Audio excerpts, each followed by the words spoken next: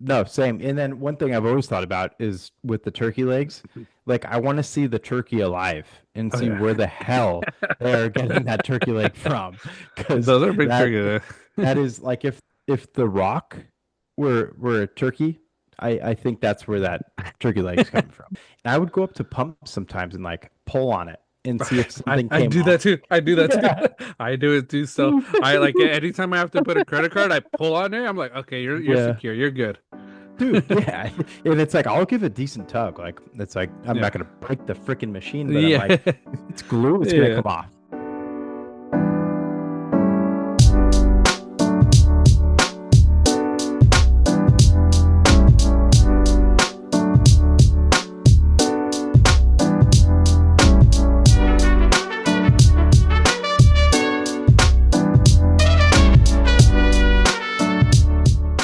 All right, welcome everybody to another episode of Banter on the Rocks.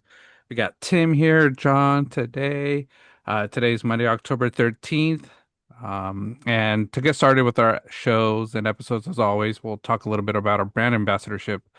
So we are brand ambassadors for Find the Good brand. Find the Good is focused on the good, building a community of people who want to help find the good. So for all purchases, Find the Good gives back 10% to Mental Health of America organization. So when you order and use our promo code BANTER805, you will receive 10% off your purchase. So that's 10% for you, 10% back to mental health. And remember to use the code BANTER805 for 10% off. The mission for Find the Good is simple. Find the Good is here to help you get through the bad days, the breakups, the ups and downs, and whatever else stands between you and a smile on your face. Find the good. It's a motto we're living with right now with some of our NFL teams, and even Oh our yeah. fantasy teams. So we'll share a little bit about that later on. But find the good. Good brand, great clothing, great hoodies, and sweaters about to start. So check them out whenever you get a chance. Um, and on today's episode, we got quite a few things to talk about. As always, we'll do our banter takes. We have our week six NFL recap, talk a little bit MLB postseason. We're on to the championship, divisions, games, and much, much more. Um, and as always, to get started with banter drinks of the week, we always have a drink on all of our episodes, new, creative, sometimes pretty basic. This week, you sort of brought it up last week, Tim. You were drinking a high noon, low calories to get ready for Hawaii. Yeah. I started something similar. I started a six or an 18-6 fast. So for the rest of the month until after Hawaii, I will be drinking water on our podcast Hey just to yo. be part of the fast. And like I said, I'm doing the fast to help get ready to get into some Hawaii, bathing Yeah, yeah. suit shape. But also just health wise, needed to lose some lbs, and this is something that's been recommended to me. Just because I am on the heavier side, I'm gonna get blood work done in like 2 weeks, so I sort of want to see how well a fast helps that as well. So I'll keep you guys updated, but I'm gonna be doing water for a while, so I apologize to anybody that might be listening to us, hearing my normal Jack and Coke, not having that for a few weeks, but like I said, trying to get on a little health kick. Good for you, man. Yeah, no, Mhm. I've been on one too. A lot of nights of the week I've been actually skipping dinner or having a very, Okay. very small dinner. Yeah. Anything late in the day, I'm super guilty of, just eating too late in the Hmm. day. And it's a little bit easier for me to like skip breakfast and not eat until about lunchtime anyway. Yeah. So, um, yeah, go to sleep really hungry, but then when I wake up, I'm like, oh, I'm happy I did that. So Yeah. that's kind of where I've been at lately. And I think in total over like the last 30 days, I'm down 10 pounds. Oh, Really nice. stoked on that. That's good. Yeah, yeah, we're making progress, John. Yeah. I was at like an all-time high. Yeah. Uh, don't know why. I think just dad life kicked in. Just full dad bod season Yeah. occurred. Yeah. But yeah, now Hawaii's around the corner, and then most of all, get healthy. Kind of like you, Yeah. just we're at that time in our lives. We're in our Yeah. 30s. Time to get right, Yeah. and just take care of ourselves. So. Um, I am continuing on with the low-cal beverages. Well, I guess Uh, low-cal calories for the high noon. I'm hmm having the pineapple flavor this evening. Okay.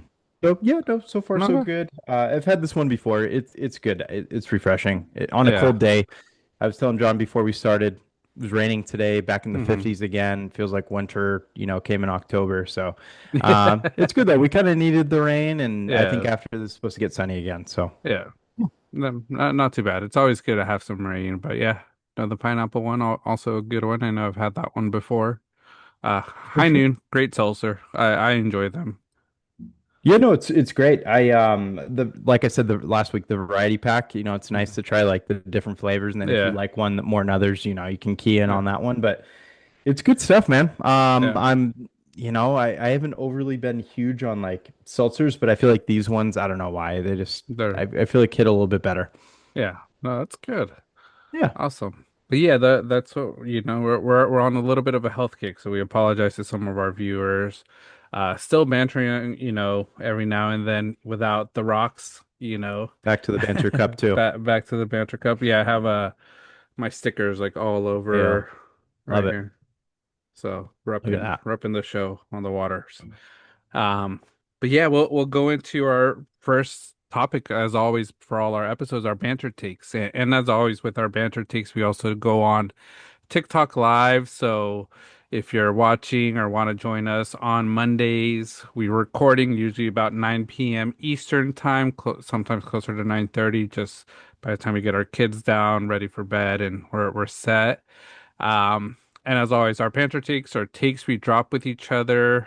We haven't seen these takes before prior to today, and we're going to defend them and argue them at times. Sometimes we agree on them, and just have a nice banter discussion with some of you viewers, listeners, and commenters.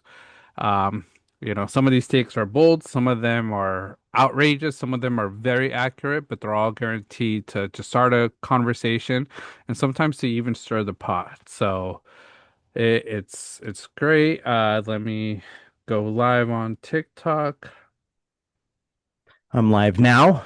Was extra Okay. prepared today. Sometimes it takes me a while to find my background for whatever reason. Um, doesn't want to Uh, save it. There we go. Accept. okay. All Got it. right. We're there. So my first take. The glamour of Disneyland has been ruined by ticket prices. Disney has announced another price hike from $206 to $224.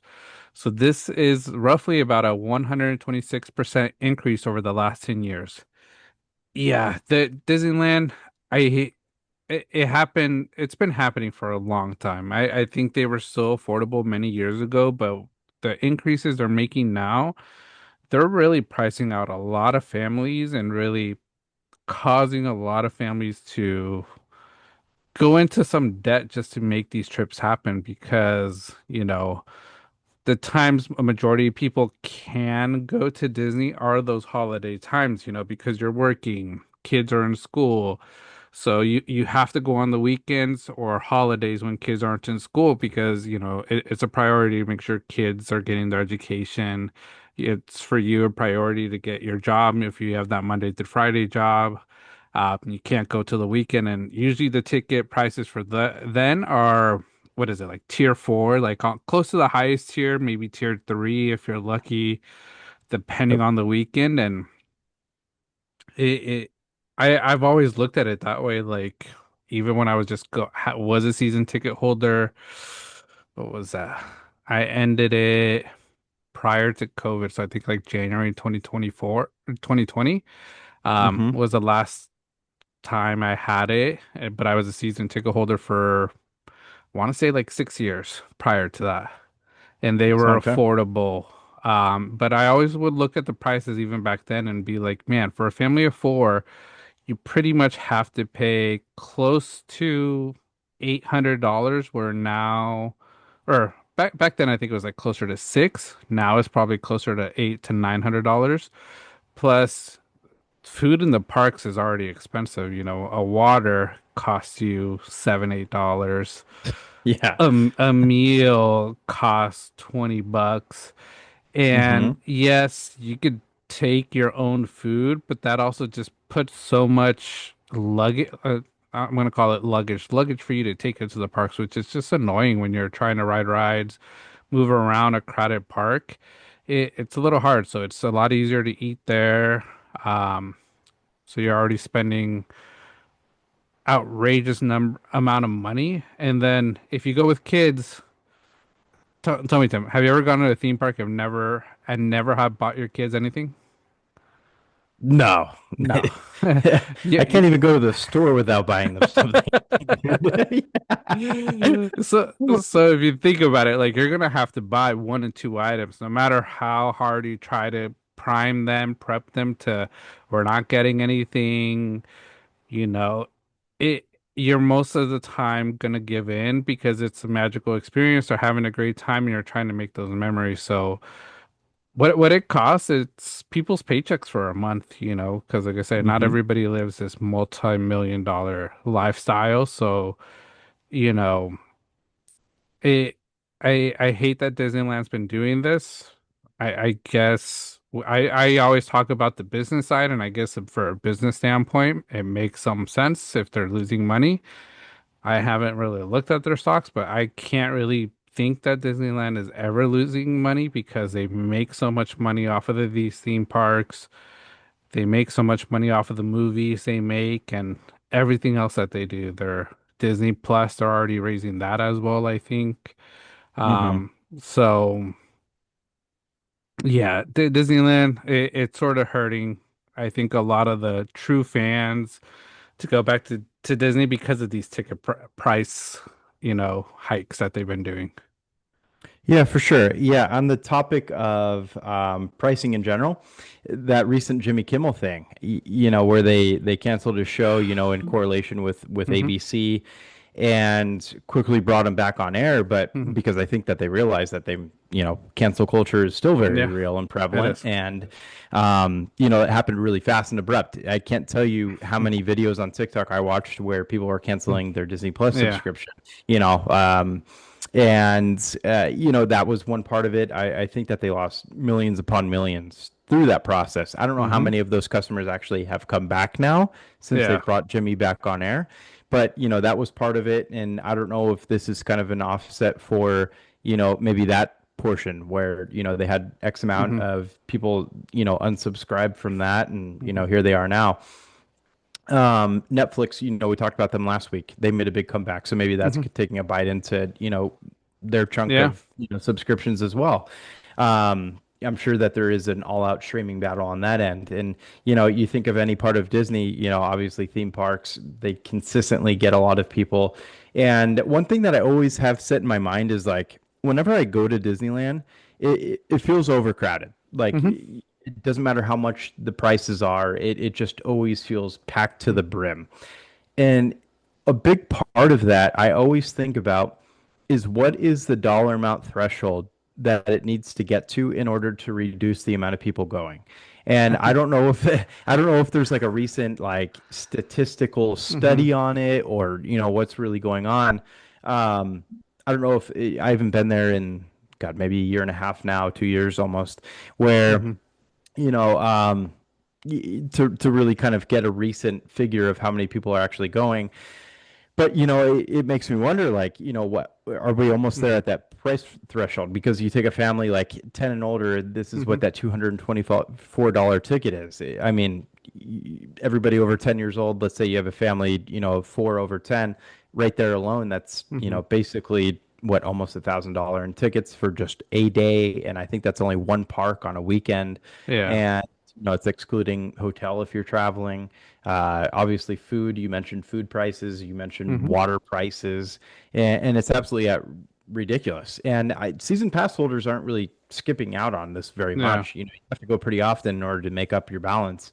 And I think during that time, we had season passes for I think about 2 years Hmm. when we had Theo with us. At a younger age before we had our daughter. Yeah. And I think that we went up until COVID became like, a Yeah. really, really big deal. And, back then season passes were incredible. Like just you Hmm. could go really any day of the week, free parking. We would pack food. So, we'd sit down, take a break. Yeah. That way we're not always buying there. Obviously we'd buy, things like, churros or popcorn, whatever you name it. But, just that was the best time, I think, to be a Hmm. season pass holder. And I think it's changed a ton since. Obviously, there's a lot of more blackout dates. You have to Hmm. reserve your time ahead of time. Reserve. Hmm. It's brutal. It's way Yeah. different. And, it's just, I don't know, man. I don't know how close we are, to that point of pricing people out to the point where, you see like a decrease in people actually going to the parks. I don't know how close we are because I looked something up and like I said, this is through AI overview on Google, but it's Hmm. reported that, in 2025 it has been increasing. There hasn't been much of a decline. So prices aren't stopping Well, people. And I think one of the factors to it is all the new stuff. And I think that's why they're pumping out so much new stuff at each park hmm because that's what gets people to continue going. When there's a new ride that opens. I think the most recent opening at Disneyland here in California was Tiana's Bayou Adventure, the old First Splash Splash Mountain. Mountain. Yeah. Hmm. So like when that one opened up, I think people were excited for it, when they take away Fantasmic for like 6 months and it reopens, everybody wants to go to see that. So it's going to be crowded. Same with World of Color. I think it was on hiatus for a while. And when it reopened, it was really packed. So I think it's going to take a lot to price out people because even though I think they have priced out a certain bracket of people, there's still a lot of people in the higher brackets that are still going to continue going until you price them out. And I truly think to start pricing out those people, you have to get in the 300s. I think once you start seeing it 300s for the peak times, it's when you might see it decline a bit, but like I say, they're doing it because they see it hasn't declined yet, and they're trying to pump out as much money as they can, Hmm. raising it a little bit, because if they see these numbers still high with the new price changes, in another year we're going to see a new price increase. And they're going to say inflation, all this, but it's because they know people are still going to go and they're going to test it until they see that decline. And once they see that decline, they're going to go back to that old number and sort of leave it there. Sure. Yeah. No, it makes perfect sense. I feel like that we're going to get to a point where, yeah, it'll be a tipping point again, based off of what you just researched and everything. Yeah. We're not there yet. And quite frankly, I don't think, a $15 increase will get us there, quite Hmm. yet. But we're just getting closer because Hmm. I see it's nothing but increases, and like you said, you blame inflation. That's Hmm. really just across the board, really anything right now. It Hmm. just seems you could make the most money you are in your life and still feel overwhelmed by pricing. Yeah. Yeah, that's just the way of the world right now. Yeah. But you mentioned it. At least they're pumping out new things. I guess that's a Hmm. positive side to things. And again, I haven't been in the last couple of years, so I haven't seen the new Splash Mountain with Tiana's. And it's Hmm. something I would be interested to go, take a ride on Yeah. and kind of witness it. Hmm. We've mentioned previously on here that they're expanding Marvel, right? They're gonna, Marvel. I Hmm. guess, take down Monsters Inc. and then Yeah. make more Marvel, No, land or they're no? gonna make a Avatar land there. Avatar Land, that's right. Okay, Yeah. but see, and then Coco Land, I think is like a Coco ride, right? I Is think it's is going to on be a its way as Coco well. ride. I don't know Hmm. exactly where they're going to put that one yet. I haven't really seen the details, but yeah, they're going to open that as well. Yeah, see, great. At least it's pretty cool stuff coming for California Adventure. Hmm. And this price is strictly just for Disneyland, right? It's Hmm. not factoring in Disney California Adventure, which is Well, usually slightly less, right? I think it's both. It's both. I Okay, think the got way it. the prices are, you pick one park and that's the price, Ah, the okay. peak price. So it's either you can get the 1 day ticket or the park hopper tickets. Got it. I'm probably really dating myself because back in the day, Disneyland California Adventure was far less than what Hmm. Disneyland was. But Yeah. it makes sense that they're kind of keeping it equal at this point Yeah. because there's a lot more to offer in both parks. Hmm. So makes total Yeah. sense. A big part of why, I'd probably still, fork over that money is I see a lot of just good looking food Yeah. items come up. My fatty mentality over here. I see like breakfast burritos that look bomb. Oh yeah. I think I've seen like a stuffed potato, if I'm not Hmm. mistaken, and then a stuffed turkey leg is another one. Hmm. That just look Yeah. so good. And, Super down. and I think that's sort of what keeps people going too, because that's what I always enjoy. Like anytime I go, the last time I went, I was about like a year ago with Keanu. We bought Disneyland offers the SoCal deal where if you live Oh in yeah. SoCal, you get the 3 days for a decent price. So Hmm. we bought that, and Keanu, it wasn't a big fan of any of the rides. He enjoyed the people watching and just walking around, but I was just trying a lot of the new food, looking at Yeah. what was new, what looked good, and just trying it out, giving it my thoughts. Majority of it is always good, so that's why I always enjoy to go. I think I always told you, and I think I've said it here, the corn dogs at Disneyland. I don't know if they put like some sort of drug in it to make me want more, Gotta but be. those are delicious. I don't know why. Don't watch me Yep. eating it, please. Don't judge me eating it, but they're great corn dogs. Yeah.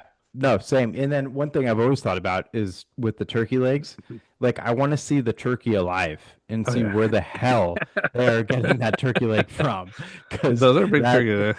that is like if The Rock were a turkey, I think that's where that turkey leg's coming from. It's the rock type turkeys. Yeah, they're just all injecting roids Yeah, continuously. they could be. They Um, could be. but good quality, Hmm. stuff. Honestly, it's always delicious. And that's, through and through a corn dog or a turkey leg, like that's Yeah. literally theme park food if I were to ever think of like a top, food column. Also, I know we've also mentioned on this podcast and then even before here, the food and wine fest that they Hmm. have at California Adventure is awesome as well. Me and Jen did that back in the day when Yeah. we had season passes, and just going and sampling something from Hmm. each booth is awesome. Like, dessert items Hmm. or, main course, appetizers. Like Hmm. you just get to choose one from each, and it was a really cool experience. I don't know Yeah. if they do it. Do they still do it that same way? That's awesome. Yeah, Yeah, it's yeah, good. where they have the little booths, you could go to each one. It has different type of food, sweet, salty. Hmm. I think they do it multiple times. Because they do the Food and Wine Festival one. I think during the holidays they do a holiday festival one with more like holiday themed type Hmm. foods. Um, and I think for Chinese New Year's they were doing one for a while for Chinese New Year. So there were like 3 to 4 different events out there that they had Nice. those food carts or the food tents, whatever you want to call them, and doing that. And that was always popular. You would have to wait in line for a while for some of the food. Yeah. No, I worth it too. Hmm. Just always good stuff. Another big thing, popcorn buckets. I know that those are, especially towards the holiday seasons, just, the lines are bonkers and they sell out almost instantly. Yeah. Question for you: do you get the Yeah. hype for it With some, with some? not all, for sure, not all. But with some, yes. Like one year, we during season pass, because that was really the only time we ever bought Hmm. like popcorn buckets, honestly. But we got one that was like a Mickey Mouse putting the star on top of the Christmas tree bucket, and Okay. I thought that was awesome. It lit up. It had like, a necklace lanyard that you could Uh, wear around your neck and walk around. It lit up during the holidays. That was awesome. Besides that, there was was it a canteen from Star Wars Land okay. that we got, or a spray bottle. It was like a water Okay. spray Yeah. bottle, Mister. Yeah. That was pretty cool in the shape of like kind of like a droid Hmm. kind of thing. That was cool. But besides that, like it has to be like a holiday. Outside of that, I'm like, like Yeah. what are you guys doing? I could get that at AMC theaters or something. It always surprises. I don't know why I say surprise. I shouldn't be surprised, but it's so insane on how I see these TikToks and just videos of people when new popcorn buckets come out. And Mhm. even when I was going as a season pass holder, people waiting in lines for hours just for a damn popcorn bucket where I get it. It looks really cool. I know a majority of them, especially the people that are buying 10 to 15, they're buying it to sell. They're making money off of it. I've heard people saying like, "Oh, we're shopping for people that can't come that live out of state." Like, no, you're shopping to make money. Let's be honest. Oh, for sure. You know, but Yeah. it's like I don't think we ever bought a popcorn bucket. ever. And the reason why is because I always would look at it and I would tell Vera, I'd be like, what are you gonna do with it after this day? And if you're never gonna use it again, why do I want it? Because all it is just gonna Yep. collect dust. The one thing I probably we got like a few are like the coffee mug like Oh yeah. things that came out, the Starbucks ones, the plastic ones that come with like the hot chocolate during the holidays that had all the Christmas decoration. Because like I still Yep. use those for like water, soda, whatever I have in my fridge and I need a cup. They're there, but there's not many of them. Because after a while, I was like, I don't need 40 cups from Disneyland, souvenir cups, because it's like they're just going in storage. I Yep. I don't need that many cups. It's two of us. Kiana doesn't use a big cup yet. Like we only need a few. So it still just is it surprises me on how people fight for it that want it because I'm like I don't have room in my house to collect 50 popcorn buckets. I don't know where I would put Yet, valid point. Really valid point. Because I think them. pretty similarly. That's why I mentioned like it depends on the year, like Yeah. time of the year. Because I think that's the only one we've ever bought, to be honest with you, was that Christmas Hmm. tree popcorn bucket. And we would put that in Theo's room during the holiday Okay, season. yeah. Lights up, you can replace the batteries, whatever. Yeah. And it's a nice little, decoration for his room. Decoration. Hmm. But that's about it. Like you mentioned, we're not microwaving popcorn and filling that bad boy up and watching a movie with No, it. yeah. Like we're putting in an ordinary bowl, and Yeah. that's about it. Valid point. It's like if you can't use it as decor, Yeah, hard hard pass. if it's just going in a box, why spend $40 for that popcorn? Yeah, you Hmm. get unlimited refills, but honestly, who's eating that much popcorn? I would maybe buy popcorn once and that's it, because I would want corn dogs, I want hot dogs, I'd want some of the clam chowder bowls, burgers, things like that. I'd Yeah. rather eat that than just a bunch of popcorn just because it's free. Like I get tired of it gets too buttery for me. Agreed. Yeah. And popcorn fills me up like really Yeah, fast. it Like does. like a large popcorn going to a movie theater sounds phenomenal. Yeah. And then about like 20 minutes through the movie, I'm like, I'm dude, done. I'm gonna get like I'm gonna vomit soon. Like if I keep going. So Yeah. yeah, I completely agree. It's time for other things, and it's almost like ice cream's great for a little bit, and then you need something else. Like I always think back to like Man versus Food when he would try like an ice cream challenge, and then he was like, "Oh, can I get an order of French fries to like mix it in, to like get a different change of Mhm. pace?" Like popcorn can be seen the same way. It's like no, Yeah. you need to balance it with something. Yeah. Yeah. No, but yeah, when you mentioned the popcorn buckets, I just thought about like all the TikToks, all those things. Yeah. Like I say, pe people fighting, running to the lines instead of running to the ride lines. And like I said, I've seen videos of people waiting like hours for a popcorn bucket. And I'm just like, it makes no sense to me. Hmm. You Hmm. know, even as a big collector, someone that likes collecting things, I think the one thing I don't think I ever waited in line for too much at Disneyland. The one thing I would say I got surprisingly pretty quick that I thought was gonna sell out was the Splash Mountain Funko Pop of the characters going down the log, because it That's was kind of like cool. it was like that last year before it was closing, it was announced it was going Hmm. to close and they came out with that. And I found it somewhere pretty quickly and I didn't have to wait in a long line. Yeah, I paid about $40 for it, but I was like, hey, this is cool. You only buy it at Yeah. Disneyland. But I was like, I don't think I would have waited like 4 hours in line for that. I'd be like, nah, I'm okay. Enjoy it, you guys. Yeah. you know. But I'm like, it's just it baffles me sometimes. Yeah, I couldn't do it. Hmm. No, like even if a line's too long, I'll be like, no, do we have fast pass for it? No? Okay, then let's get one and then we'll come back to it. Because we're not waiting that long. Yeah. That's exactly how I am. And then a random story here, John, Mhm. that brings me back to just Disneyland being overcrowded. Is I don't think it was the last time I went, but maybe the time before that. We were walking by Pirates of the Caribbean. In Mhm. that section, arguably the most busiest Oh section, yeah. in my Uh-huh. opinion, of the park. Like, just you Yeah. can barely walk. And just people give no space. And, not everyone. I'm not, Mhm. judging everybody here, but some people. Like there's just no space. And the reason I bring this up is because the person behind me, I was pushing a stroller, and the person behind me had a wheelchair and they were pushing the wheelchair. They weren't rolling it themselves. Somebody was rolling it Mhm. for them. Just destroyed my Achilles. I was Like about to say, just yeah, you get you get just hit. skin that bad boy up. Like I gave kind of an ugly look back, but not like, like "Oh, I'm Uh, gonna punch you in the face right now." But I'm like, dude, like, come on, like, where are we yeah, going? Like, look in front of me, yeah, and then realize like we're not going anywhere right now. yeah. Just relax. And I think that's where like, I think where low key can annoy me sometimes. Like, you pay Mhm. 200 bucks to get in there and you're Yeah, still dealing with like a bumper to bumper people. yeah.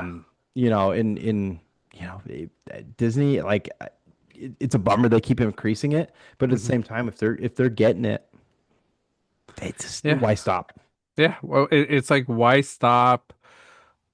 There's no reason to, because like I say, hey, I think on this show, you guys see, we look at it from different perspectives. We look at it from the fan perspectives and then the business side. Business side for Disney, what can we do to make more money? Because we're losing money with some movies, we're losing money to Netflix, we're losing money to subscribers leaving us because of cancel culture. Where can we make money easily that people are still going to pay for? I think the theme parks is a smart decision because everybody still wants to go to Disneyland, especially when you have kids that are two watching Disney, but they can't go on the rides. You're going to start taking them at 4 or 5 because you want to experience it with them. I think it's you have the older kid Theo that probably once he started going on rides, you saw it, he was having fun.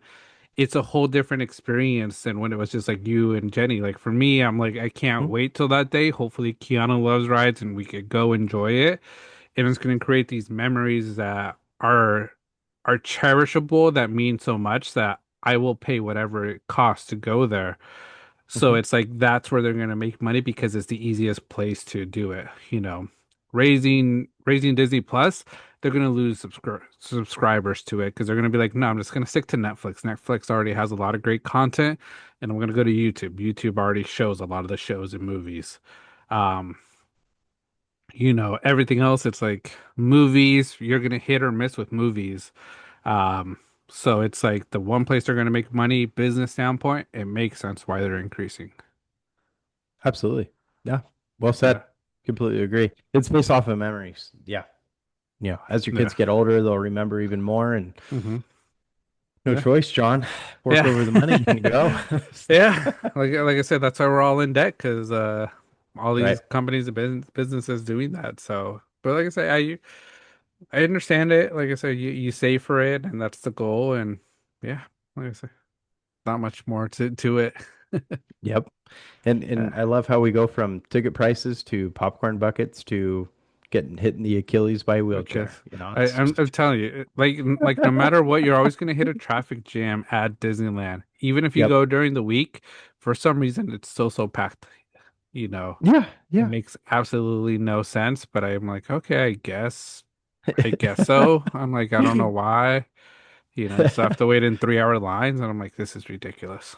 Back in the day when, final thought here for myself on, Disneyland is, sometimes we'd like call it a work one day or, Hmm. have a planned vacation, just go to Disneyland for the day. Hmm. And it would be like a weekday, to go and do that. And then the park would still seem just as crowded and it would be like, not even like summer break. Uh, And then I would ask myself, like, does nobody work here? Like, why is everybody here right now? And then I think in my head, I'm like, but I'm here and I work. Everybody's Yeah. just doing what I did. Hmm. Not everybody has the same days off. So, Yeah. just Yeah. Disneyland's just one of those places. Yeah, I think that's what most theme parks do. It's about making money. That's why you see the increases, you see the changes. I think Universal's making different changes to try to be more popular because I think they've been a little bit more on the decline, making Yep, more rides. That Fast and Furious ride looks pretty sick though. sure. It's all I don't about know if you, family. I don't know if you've seen Just kidding. the, it is about family. I don't know if that Yeah. ride will be family friendly, but the roller coaster Yep. looks pretty cool. I haven't Um, seen it. Haven't yeah, seen it. yeah, Looks they sick though, you huh? should yeah, you should look at it. It looks pretty sick. Okay. Um, but yeah, that's Disneyland. You know, ticket prices increasing. I think it is ruining a lot of experiences for some families, but I don't think it's going to change. That culture is going to stay for a while until they start feeling it in their pockets, which, like I say, my thought is that $300 thresh mark. Yeah. Yeah, for sure. That makes sense. I Yeah, think that's a good, yeah, plateau. yeah. So, but we'll see. I might be wrong. Maybe in a few years it'll be $400 and people will still go. Hey, there you go. Yeah. We'll see where inflation takes Yeah. us. Yep. All right. I'll send you my next take. My take two. Alrighty. Got my next take here. Hollywood is playing with fire, making AI themed movies, but not wanting to use AI in the movies and scared about it taking jobs. Yes, I completely agree. I feel like, all in all, like we talk about this each and every week with AI. Most recently, we talked AI involving with Mhm. the new AI actress, and Mhm. Whoopi Goldberg's thoughts on that. And they're playing with fire because I'm guessing this topic they're basing new themes based off of like an I Mhm. guess question, right? Much like a lot of us ask, in question of certain random thoughts throughout the day is, you know Hollywood's doing the same thing. Give us the next theme to our movie, and it's kind of crazy that, they're implementing it, I guess, in different ways versus, bringing actors fully into it. I think that, with what we discussed recently is stunt doubles is, Mhm. kind of a decent leeway into it. It would be a little bit easier to replicate what an actor looks like. So that way there's not like blatant differences Mhm. in, editing a film where it's like, that totally was not so and so, doing Yeah. that stunt. Um, but just asking for that theme, it almost kind of foreshadows a lack of creativity these days, where Mhm. we have to go to AI and kind of ask certain things and to kind of come up with takes or Mhm. like different ideas for films or shows. And I that's kind of a big deal because, most recently, even last week, we discussed, Hollywood making wrong decisions with certain things, involving, Demon Hunters, for Mhm. example. They have decided, hey, we think that this is going to be uber successful, but this isn't. And, Mhm. it could be completely opposite where, that one thing that they decided to pass up was something that's billions upon billions Yeah. of dollars in value, and then opt to go with something that might flop at the box office. Mhm. And that was Smashing Machine. I know last week I was, re-listening. I said Smashing Pumpkins, shout out the band. Didn't catch myself until later. But Smashing Machine, that's Yeah. that's one where we kind of hyped up the movie with Mhm. reviewing the big standing ovation. It didn't Mhm. really happen. I think there's been other films obviously lately that haven't done as well. Others that have just knocked it out of the park. So lack of creativity is kind of something that's a Mhm. little bit more worrisome though, because it's like I feel like ideas are really limitless, Mhm. but at the same time it's like who's in the movie industry that um, can kind of create these new things, who's really innovative. Mhm. And, it's kind of rare to find that nowadays. Before it was a lot easier, but now it's a little bit tougher. And kind of just on similar topic, but a little bit different, is I saw a parody video today where somebody was mocking Saturday Night Live, saying that they get their skits straight off of TikTok and just copy and paste, and Yeah. then you're just using big time actors to kind of play them out. It's at times it can be good, but other times it's like, really, are they going, Mhm. you know, toe for toe here, or are they really making it their own? Because you can't claim a certain video has Mhm. claims over absolutely everything on that topic, just because you've seen it once. So, but yeah, creativity comes to mind, and but honestly, I don't think it's necessarily the worst thing in the world, John, Yeah. because AI could be a very useful tool, and if Mhm. we use it like in ways like this. I think it's a good cap on what AI is. Let's not give it too much leverage, but just a little Yeah. bit for ideas. It's okay. Yeah, no, I agree. You know, AI movie themes like they weren't as big back in the day I think some of the movies were like I, Robot, Ex Machina, AI, artificial intelligence with Haley Joel Osment, and I think it was like Jude Law, like Mhm. movies that people probably never thought we were gonna get close to because even before that, Back to the Future, we all thought we were gonna have flying DeLoreans by now. We should have had those flying DeLoreans, microwave, little packet, get us a full pizza. Where's it That's at? what that. Yeah, right. It's not here. Come on, you guys, you lie to us. Jerks. But like some of the movies that are coming out now are so much more closer to what AI is looking like, and it's like you're using it as a theme for movies, yet you guys are scared of AI, saying we don't want to use AI in movies, we want to use real actors, we want to use real, or CGI people, where AI is there for your disposal to make it easier, make it more functional, and also save money possibly for you in movies because a few AI movies that sort of sparked this conversation is first one, Tron Ares, saw that this past week. Hmm. Um Overall okay movie. Uh I liked it. I've always enjoyed the Tron movies.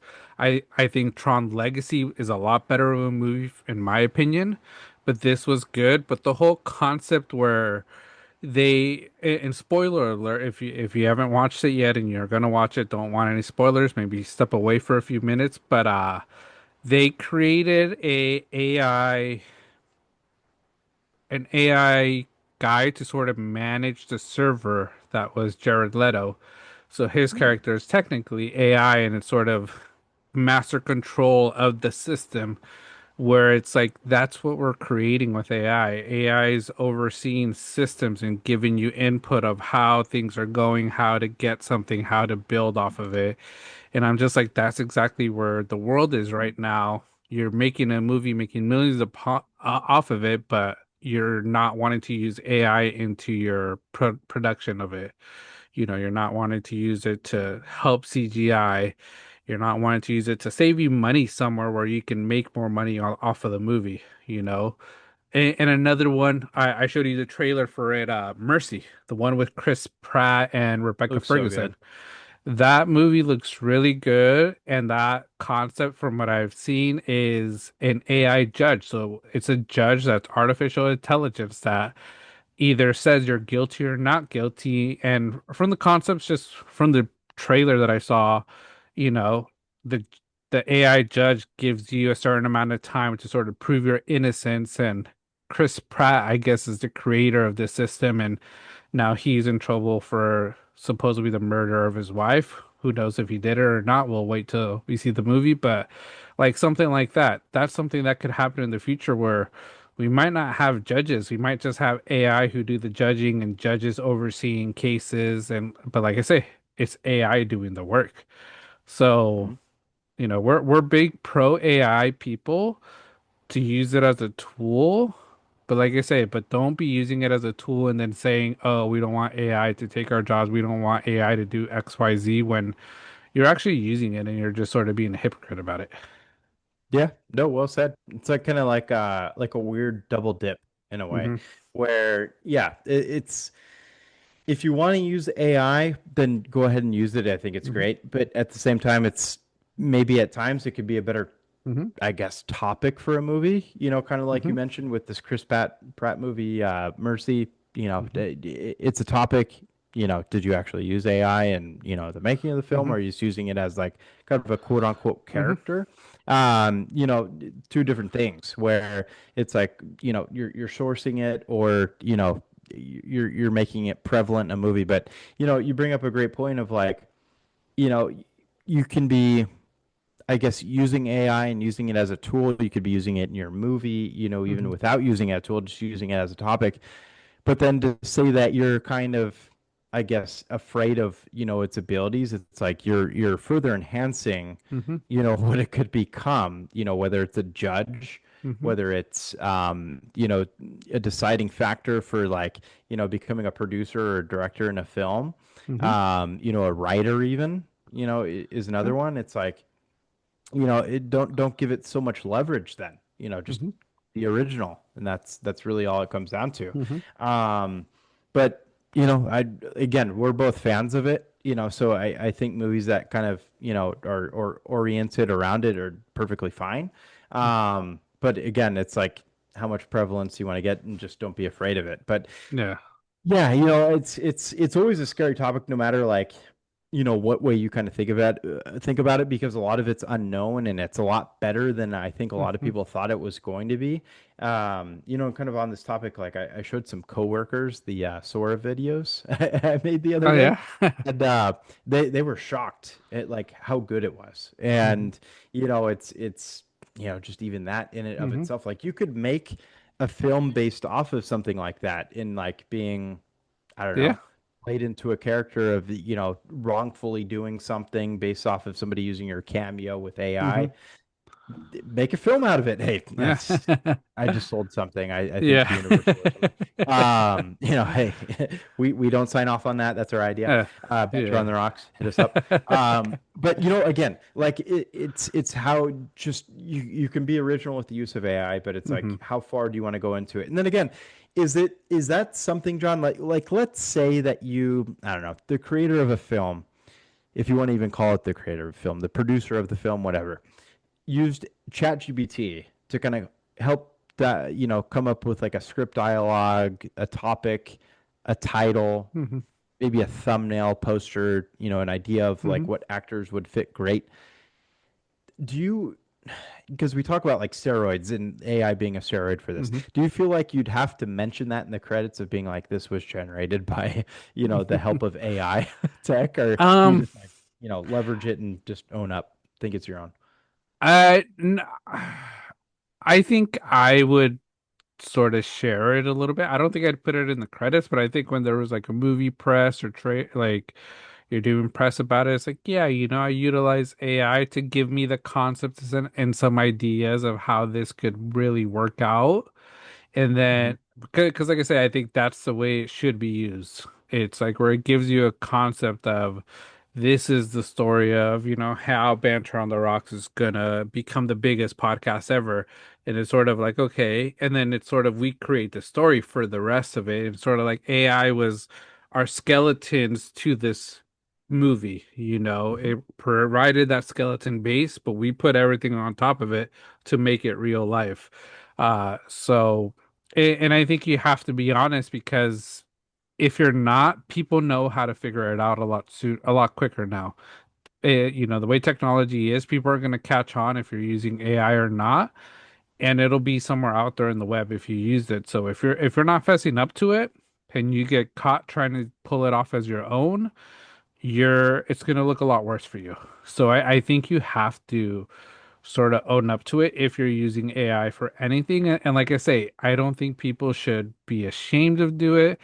I don't think people should be shaming others for using AI because it is a tool. And honestly, I think it's a tool majority of people are using nowadays. And if you're not using it, get it together because if you're not going to use AI in the future, it's gonna hurt you, I think. And I'll be honest, I was one of those that I was always anti-AI. I think when we started the podcast, I wasn't the biggest AI fan.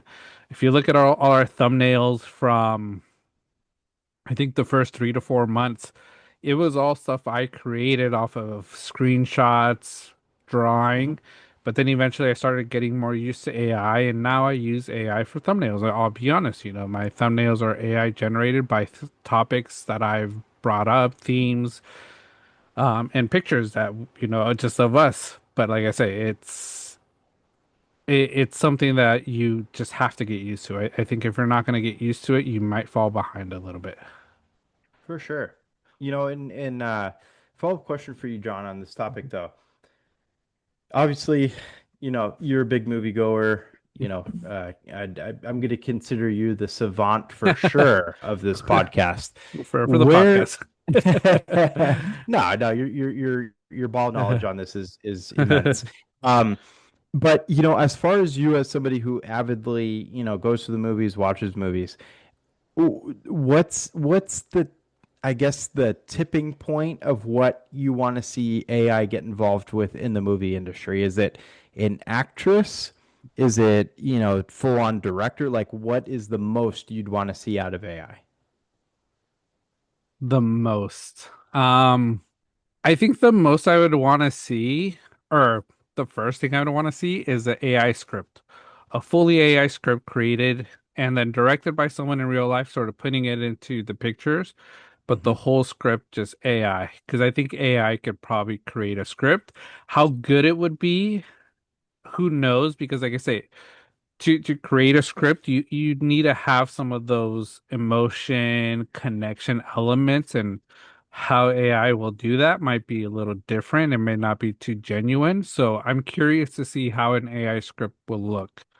Um, I don't think I will ever see a director unless Hmm. it's a full AI movie where the AI does the script, does the animation, and I think that would be an animated, almost real life looking movie because it's all AI graphics, which I would say I would sign up to watch it because I would just be so curious to see how it looks and how it competes against movies that were not AI at all. Yeah, makes total sense. I at least where AI is right now, it's definitely like a collaborative effort.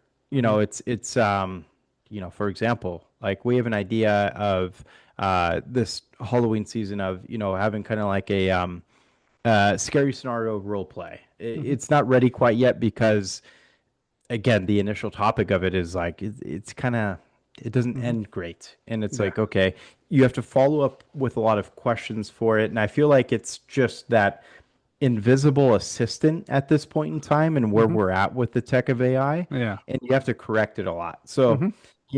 I can totally see where you're coming from, where, Yeah. they write a full script. That makes a ton of sense to me, but there's going to be a ton of edits with it, or, Hmm. I guess, a human coming back and saying, no, let's edit this character to be more be more of a angry jerk, Hmm. or no, or this person's going to be a little bit more heroic in the film, and Hmm. then they can adjust it from there. But it's going to give you quick results, and Hmm. it's quicker than what a human could probably draw up, and it could bring new ideas based off of, I don't know, Hmm. just any other thing Yeah. in, the galaxy. I don't know Yeah. where we even want to call where AI gets their ideas from. Um, Yeah. but again, yeah, it's collaborative, and you definitely need that human element to kind of Hmm. contort things. Yeah, yeah. I think you're like I said, you're always going to need the human elements, and we mentioned it last week. I'll mention it again. I know there's going to be a lot of people that hate this conversation, hate our takes about it because they probably think AI is cheating. It's not genuine, and I agree. Yeah, it's not genuine at times, but use it as a tool because the way technology is, I forget who. I think it was Gary V. I saw a video him sharing that the youth of today, they're going to be more successful and richer than a lot of us because they're using AI to their benefit. And Hmm. like I say, if you're smart enough and you know how to use AI to benefit you and as a great tool, it's an amazing thing, AI. I hate to say it because like I say, I never thought it was going to, and if you're not living with the times, you are going to fall behind. Hmm. Same with like technology. Like when COVID happened, like a lot of these professions went telehealth.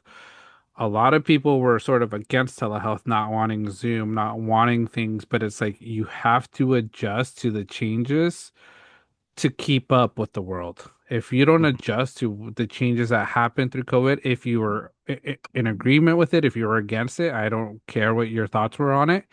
But there were changes that happened all across, not just the US, across the world. And if you didn't keep up with it, you're sort of behind 1 to 2 steps. And just to catch up is going to be a hard one because we're already on to three different changes that have occurred since then. And AI is one of them. For sure. Yeah, no, I completely agree. It's that I always think back to, like, the older folks that would bring like checks to grocery stores and like write Hmm. them up there at the end. And that was just always Hmm. the way in like the 90s, for Yeah. example, of doing things. And then you reach like the mid Hmm. 2000s, early 2010s, and then Yeah. that was kind of done away with. And, here and there you'd still see it, but nowadays, like, you never see it. Um, Hmm. and just little things like that, just, people even paying rent. Like, Hmm. for example, where I live, they used to be able to, walk into the office, hand in a check or mail it in, and it just doesn't really work that way anymore. You have No. to have, account online and pay it Uh, through that. hmm. And, there's a lot of fight against doing Hmm. something like that, but it's just the way of the world. And, Yeah. it's just, it's, yes, and it's an adjustment for a lot of people, Hmm. but a lot of times you either have no choice or, eventually you're not going to have one because Hmm. it's just the way things are functioning. So, Yeah. um, yeah, there can be some resistance to it. And yeah, just AI is just Yeah. coming on fast. It's It crazy. is. I think one that also took me a while to sort of get used to was the wallet, the Apple Wallet. I Oh, never yeah. was a fan of putting my credit cards on it. Now Yep. I have my credit cards on it and I use it all the time. Like I say, Yep. and it's because it's so convenient reading into it, how safe it was. I still think there's some risk to it. Just like I said, there's risk with credit cards too. There's credit cards, what is it, skimming that they do. But Yep. like I remember Apple Wallet, I used to be like, no, I'm never gonna do it. This is so sketch. It's not. But I'm like, no, I need to stay up with technology, need to stay up to date, and that's what everybody uses. Call me paranoid on that, John. But gas stations, they're obviously notorious for, Hmm. skimming, things like Hmm. that. Where, back in the day before like Apple, Apple Pay became a really big Yeah. thing, or Apple Wallet in general, was, card readers that, Hmm. get placed over the actual Yeah. card reader. And I would go up to pumps sometimes and like pull on it and see if I something I came do that off. too. I do that too. Yeah. I do it too. So I like anytime I have to put a credit card, I pull on it. I'm like, okay, you're Yeah. secure. You're good. Dude, yeah. And it's like I'll give a decent tug. Like it's like I'm Yeah. not gonna break the freaking machine, but I'm Yeah. like, if it's glue, it's gonna Yeah. come off. Like Yeah, it for sure. point blank. And It it's is. just the general paranoia of where it is. Mhm. But I when I don't have to do that is Apple Pay because it's always encrypted and Mhm. it's never going to be those digits that Mhm. link up to your card. So Yeah. that's I guess the balance of feeling good about it. And if the machine doesn't work for that, then I'll go inside typically and pay at the Yeah. register instead. But Yeah. um, it's just the way things are. But Yeah. yeah, there's always a little bit of fight, even for us being newer Hmm. generations, Yeah. millennials here. It's still something that we think about. Adjustment can be tough, but I feel like we've had to adjust so much in our lifetimes that it's a lot Hmm. easier than others, for Yeah. example. Yeah. And I'm going to send you another my other topic here because it kind of transitions well with it. You can read it when Okay. you want. But that's your next take, Yeah. and yeah. All right. So the lackluster office debut of Tron Ares, despite franchise nostalgia and heavy marketing, suggests that mid-budget spectacle is dead. From here on, only either ultra-high concept blockbusters or small budget will cut through. The middle group is collapsing. Yeah, I totally agree with it. Tron Ares, I shared a little bit about it. I enjoyed it. It wasn't the best. I Mhm. liked it for that nostalgia. I enjoyed the Tron movies. I enjoyed the old one. Like I said, I think Tron Legacy was a way better movie and didn't get the love I think it deserves. I think people are probably looking back at it and they're probably like, that was a lot better movie and we should have appreciated it more. But Mhm. I do think all those mid-budget, you have to have a great story and you have to convince a movie company to do it because if not, they're not going to go for it. You sort of have to sort of make these mid-budget movies. And like this one, I don't think was supposed to be mid-budget. I think it was supposed to be a blockbuster, spectacular movie, but it just hit that more mid-budget range and didn't hit what they needed, because I was reading somewhere Tron Legacy, there was supposed to be another movie right after it. Mhm. But because what movie came out after Tron Legacy? There was a movie that came out after Tron Legacy that did not make, or I think it was Tomorrowland, the one with George Clooney, Mhm. based on the Tomorrowland ride, which doesn't really take anything from the ride concept at all. It's something totally different. Mhm. Um, but it was a big fail. It lost them a lot of money. And because of that, they sort of put the Tron sequel back then, on the shelves, and then they created this sort of to make up for the story they already had, but also with new actors because the actors were already moved on. They were older, they looked different, so it wasn't going to really connect to that old movie the way they wanted it to at first.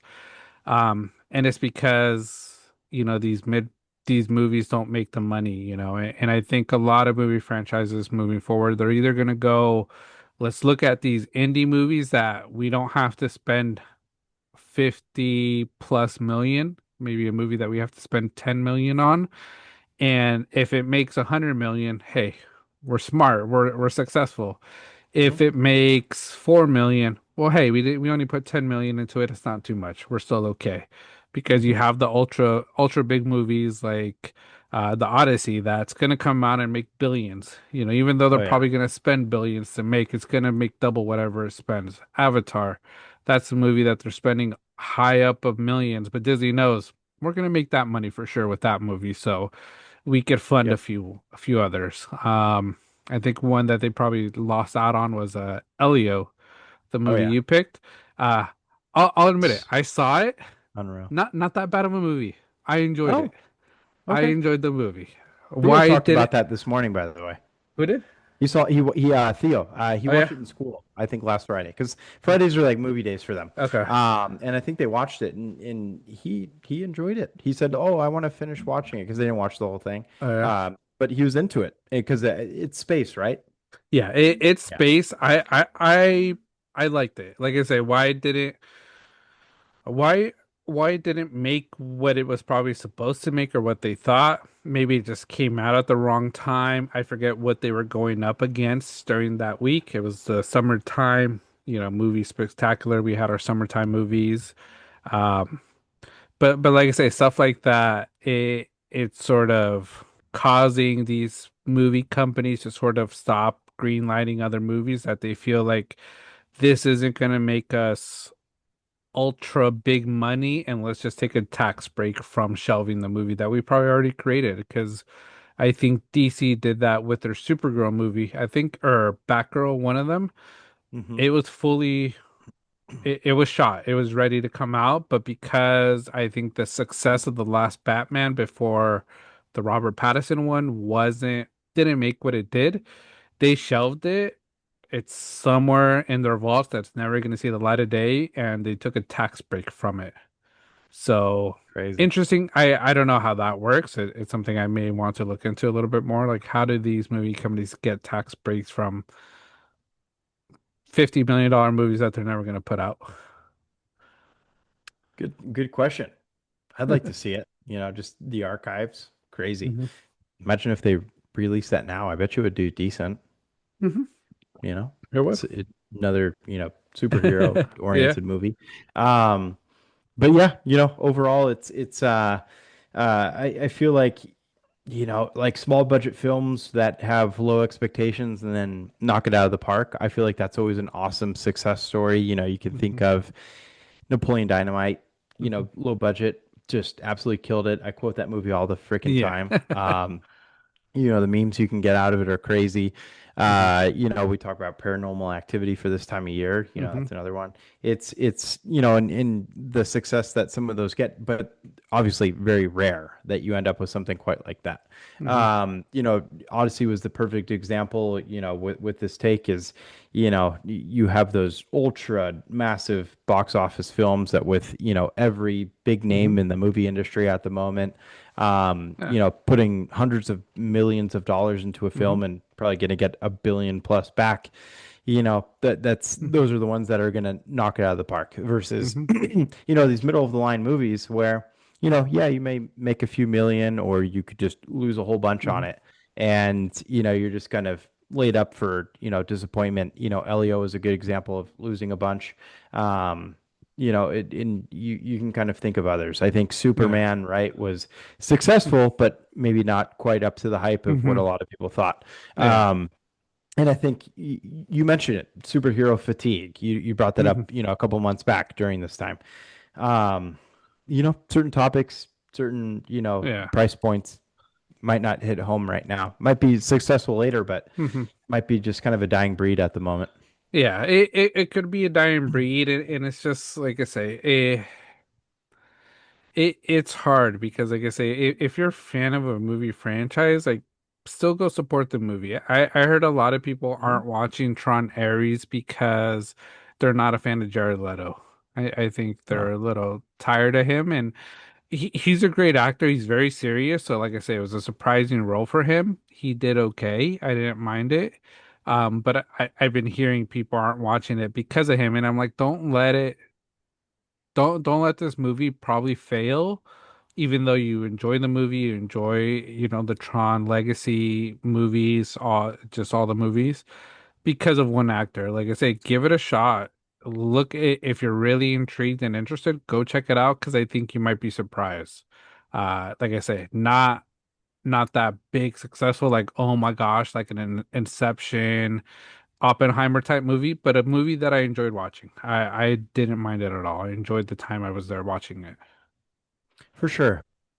And I feel like that's been prevalent for years, though. That thing Hmm. of like, you have a certain celebrity individual that, stars in a film and it can ruin it for a lot of people. Hmm. And not even on the topic of like ruining it for a lot of people, even actors or actresses that have one role that they just knock it out of the park, but you can't see them in any other form. And again, I'll bring up Napoleon Dynamite again with Bill Hader. Yeah.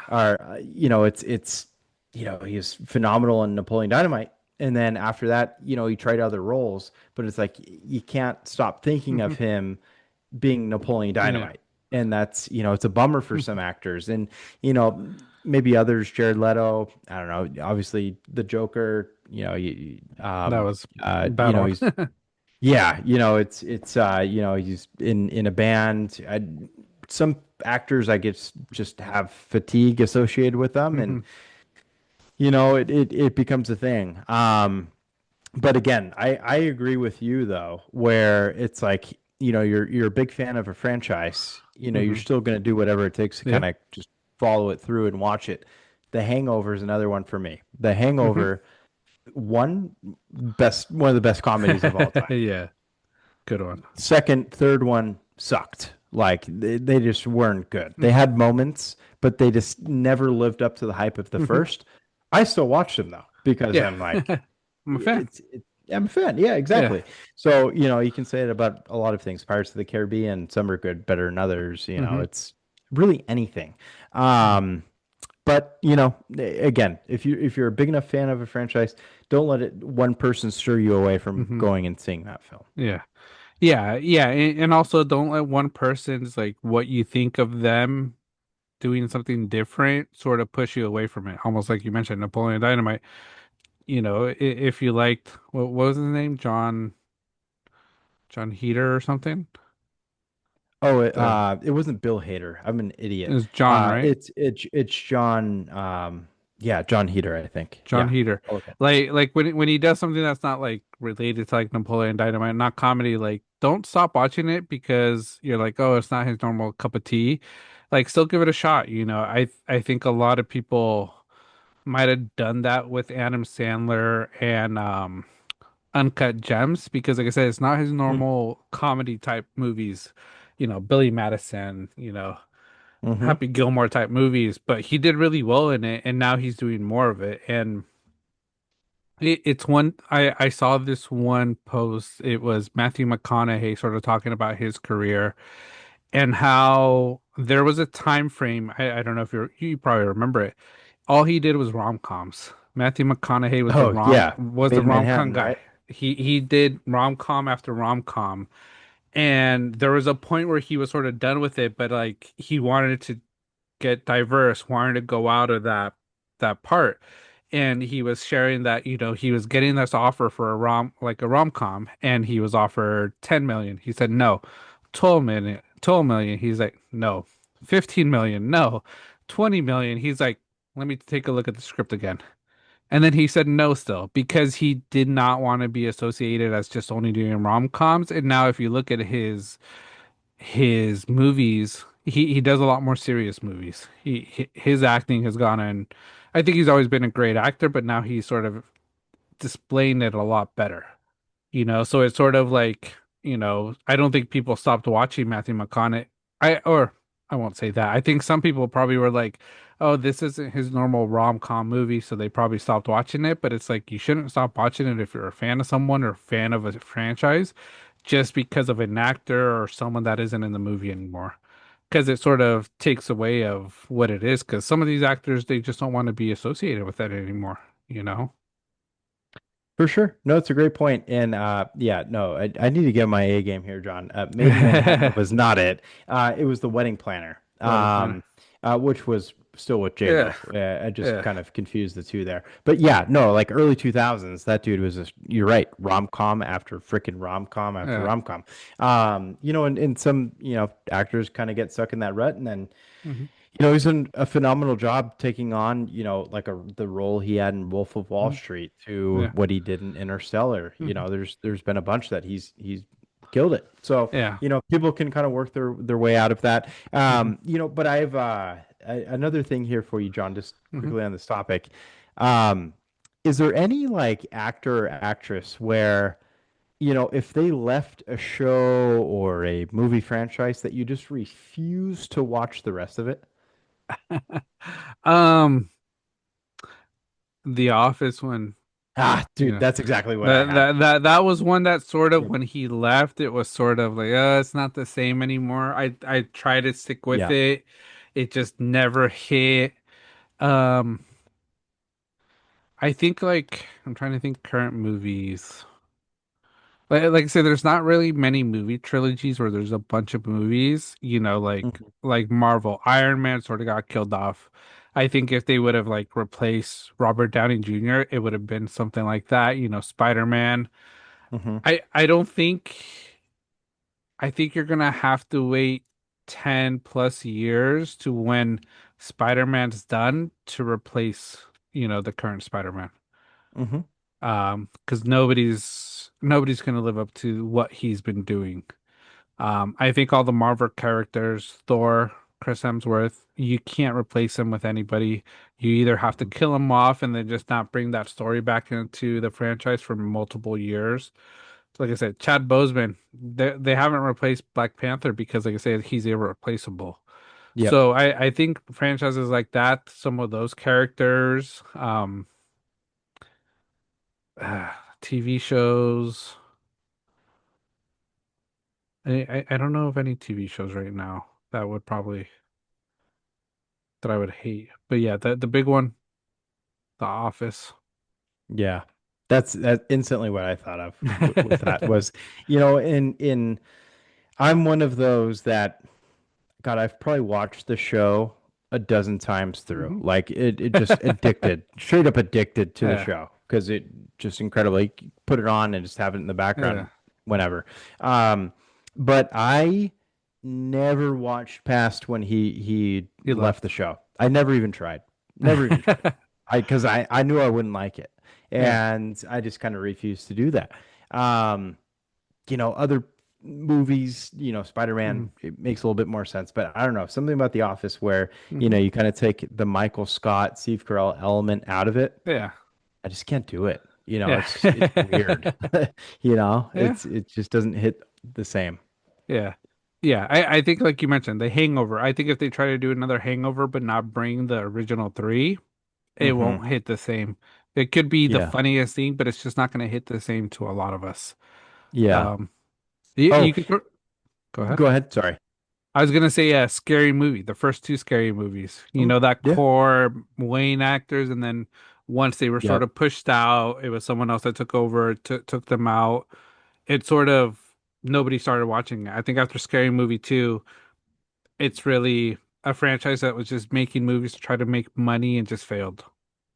They'll throw anyone in there. Yeah, Yeah. no, exactly. Yeah, because yeah, after the first two, you can't. Those were just downright hilarious. Yeah. Another one was Dumb and Dumber, where Hmm. they did Dumb and Dumber, and then obviously hit home with the final Dumb and Hmm. Dumber. But Dumb and Dumber, because they flash back, I feel like they kind of got away with it. Hmm. And quite frankly, I think just Bob Saget's role in that show just it won it over for me. Yeah. But that's I don't know if how many people they Hmm. lost in that franchise trying to replicate it with just different actors. Yeah. Yeah. And like I say, I wouldn't want to be an actor that tries to take over those iconic roles because it could work out for you in the long run because it makes a name for you, but it's also you're gonna get hate because people there's these loyal people, the cancel culture. If it's not, Steve Carell, Mhm. people are gonna hate it. They're gonna hate you for trying to take over his spot. For sure. Yeah, no, absolutely. They'll come after you for no Mm-hmm. reason. You're just trying to perform in a role and Mm-hmm. kind of make it, your own twist, or if not better. But yeah, it can be really tough to do. Another one I can think of is Home Alone Mm-hmm. without Macaulay Culkin. It Yeah, just got doesn't hit the same. really freaking cheesy, like just Yeah, terrible yeah. after Home Alone Lost in New York. It's just like, why Hmm. bother? Yeah. Yeah, so yeah, I think there's a lot of movies like that you could lose an actor, you can't replace them. But the big one, I think The Office. I think it Yep, if you think if The Office would have kept Steve Carell, it would have survived longer than what it did. absolutely. Yeah. Absolutely. Yeah, because just the setting, I feel like it's so easy. Everybody just I think the background to like each character, this is really selfish of me to say this probably, but like the background to each character, like I feel like you could have kept going in Hmm. a direction versus replacing any characters altogether. Um, but at a certain point you reach a point in a show where it's like character roles, can kind of like there's not much Yeah. more you can expand. Jim and Pan, obviously, Yeah. spoiler alert, had a kiddo and, sort of family and, other roles kind of move on and move forth. Yeah. And, you kind of reach a point where you kind of Yeah. plateau and maybe they reach that point. But again, anybody who's avid, to that show which is Mhm. millions of people, um, would wish it would have lasted longer. But then you also don't want that element of just being disappointed.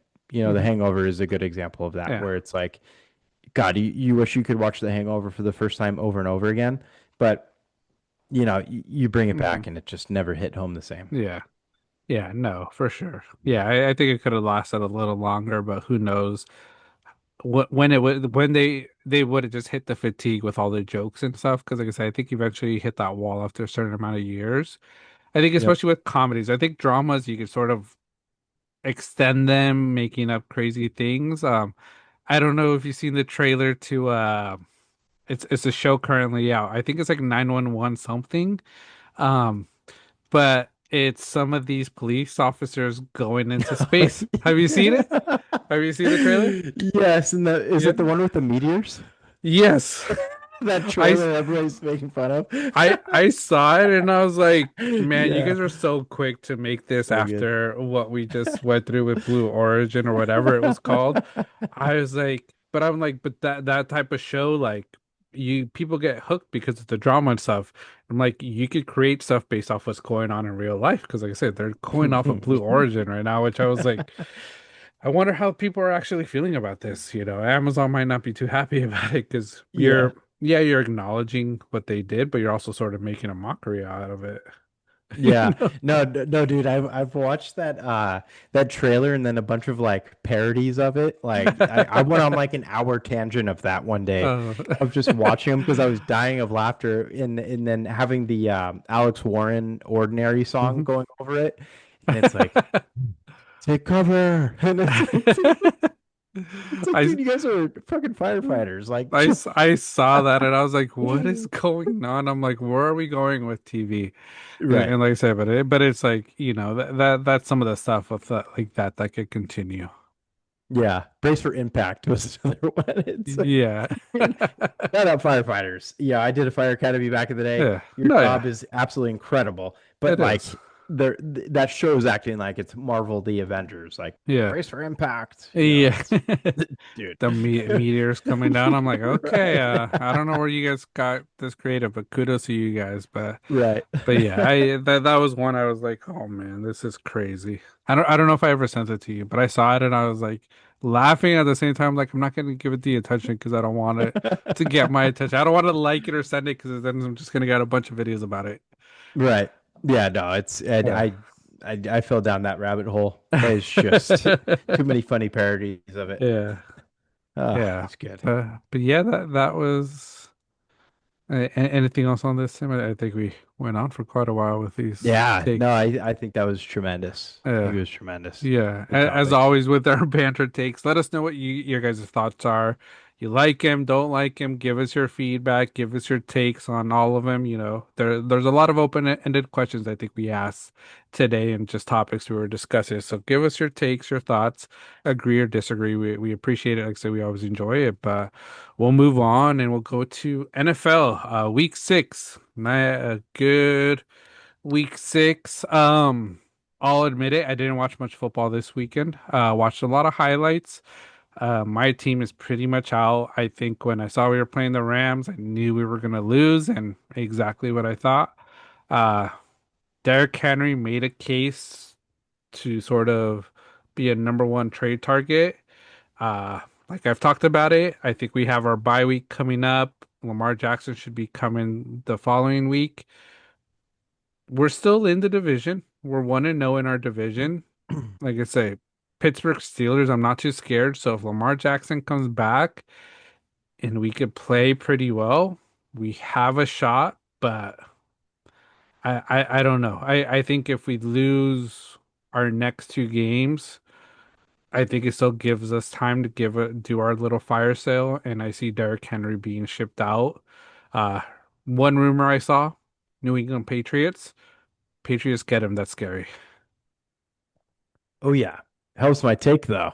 That was your take. Wouldn't mind it. Wouldn't mind it. Yeah. Yeah. No, but yeah, just to wrap around here with the Ravens, even with Lamar coming back, like, it just doesn't seem like it can even be a prove it season for Lamar. Like No. it's too much of the hole's too deep at this point. Yeah, it's one that we could get back to surface level, but I don't think we can show off too much. Like I say, if we could make the wild card and we're playing smart football, sticking to our game plan, we can make a run. I think we still have a solid team. Our defense is getting a little banged up. Our offense, like I say, without Lamar, Cooper Rush thought he could have done something for us, hasn't really kept us in it in these games. So we need Lamar back. Um, yeah, we'll see what we can do. Like I say, I'm holding out hope that we can make a run, but through marriage, I may be a Patriot fan the rest of the season. Ayo. Yeah, there you go. Yeah. Hey, I'm low key one because, Your just with the take? take and um my Niners might be the worst 4-2 team in the league based off of injuries only. It Yeah. absolutely brutal. Besides that, Fred Warner, heal up really quick. hmm We need you next year. Certainly not going to be this year, unfortunately. Nothing much more to say. Jawan Jennings is playing through like I saw something today, five broken ribs. Yeah, so many Um, injuries.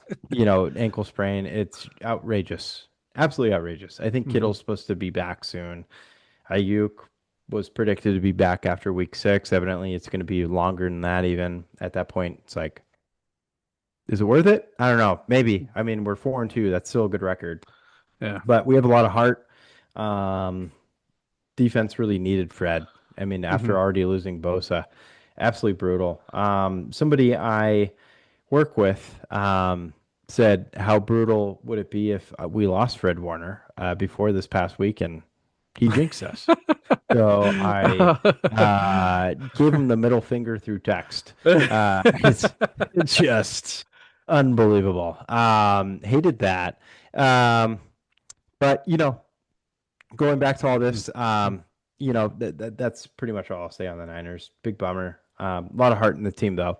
Um, One question for you. And yeah. not trying to jinx you, not trying to make things worse. hmm Is there a point that you pulled the plug with this team and sort of call it a lost season and sort of save players for next year?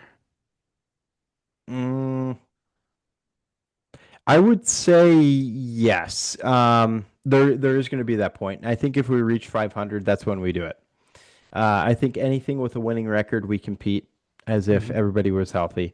But if we get to a point where we end up being 4-4, let's say, Hmm. uh, Start looking. it's you gotta transition to something else because up to that point you have a fighting chance in the Hmm. division. We've beaten our opponents in the division Hmm. this year.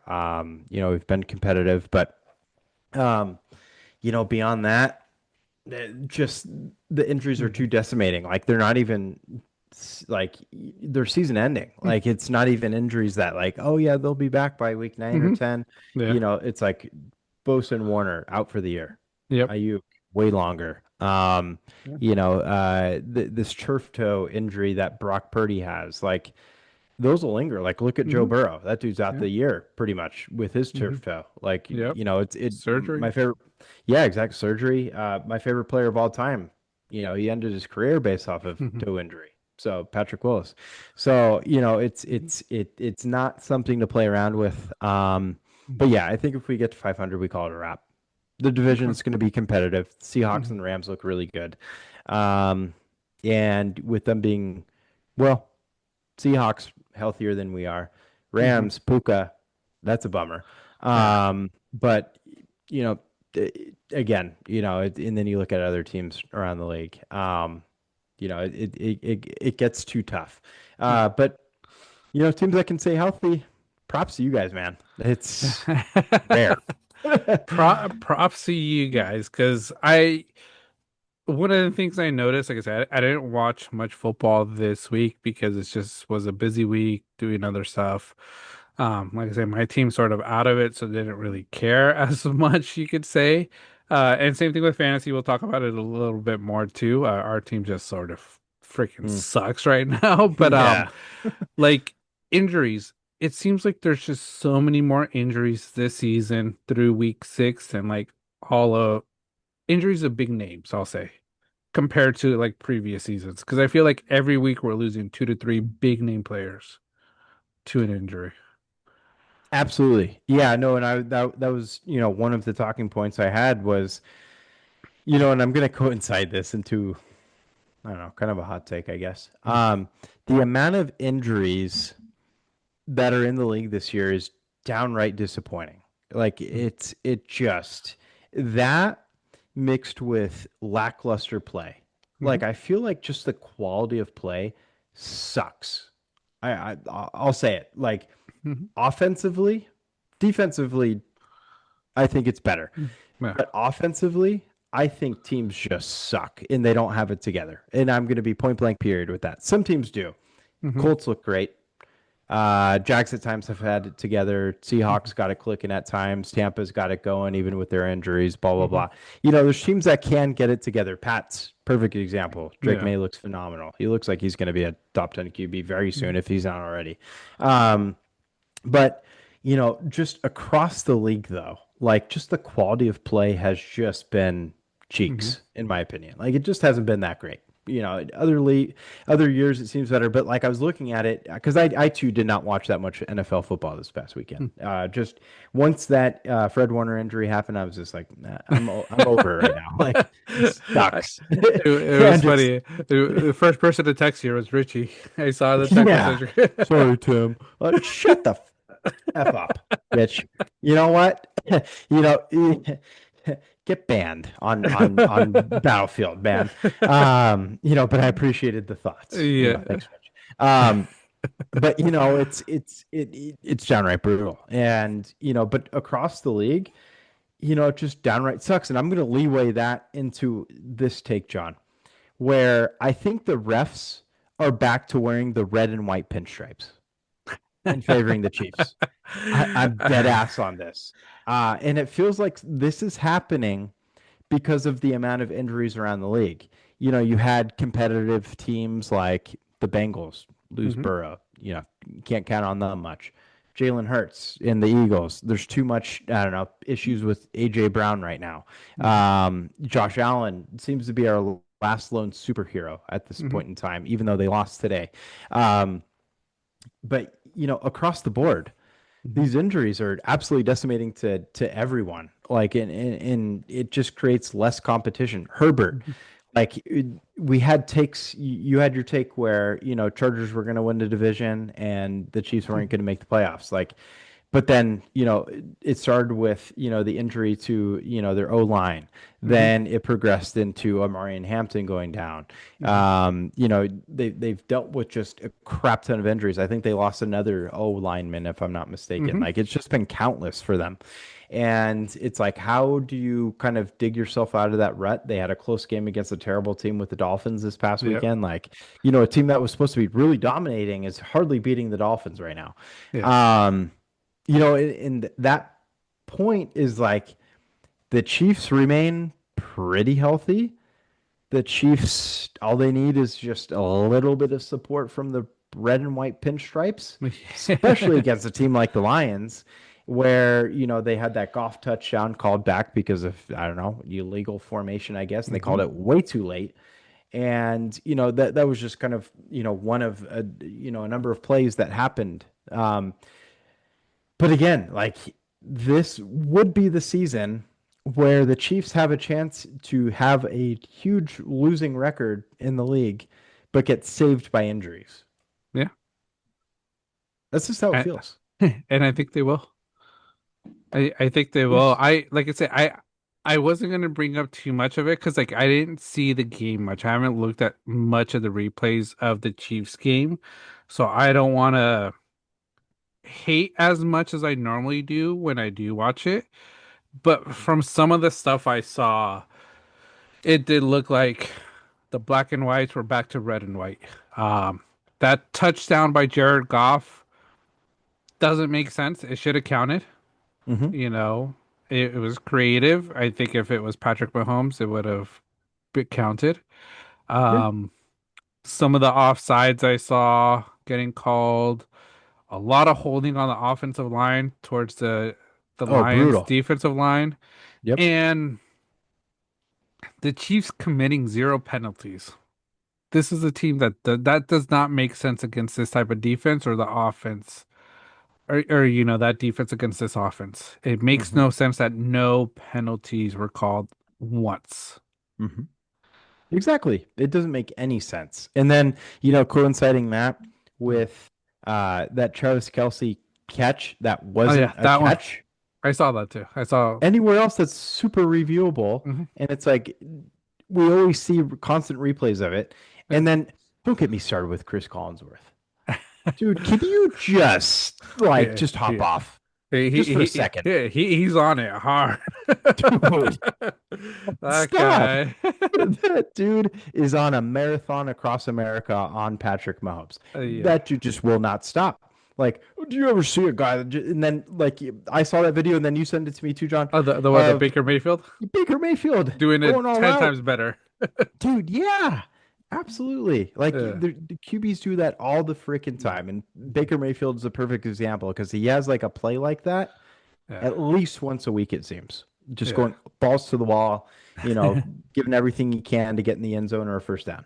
That Yeah. like I've seen it countless times with him. And then, you have, Mahomes doing it once and it's like, oh my Hmm. gosh, like here's a guy.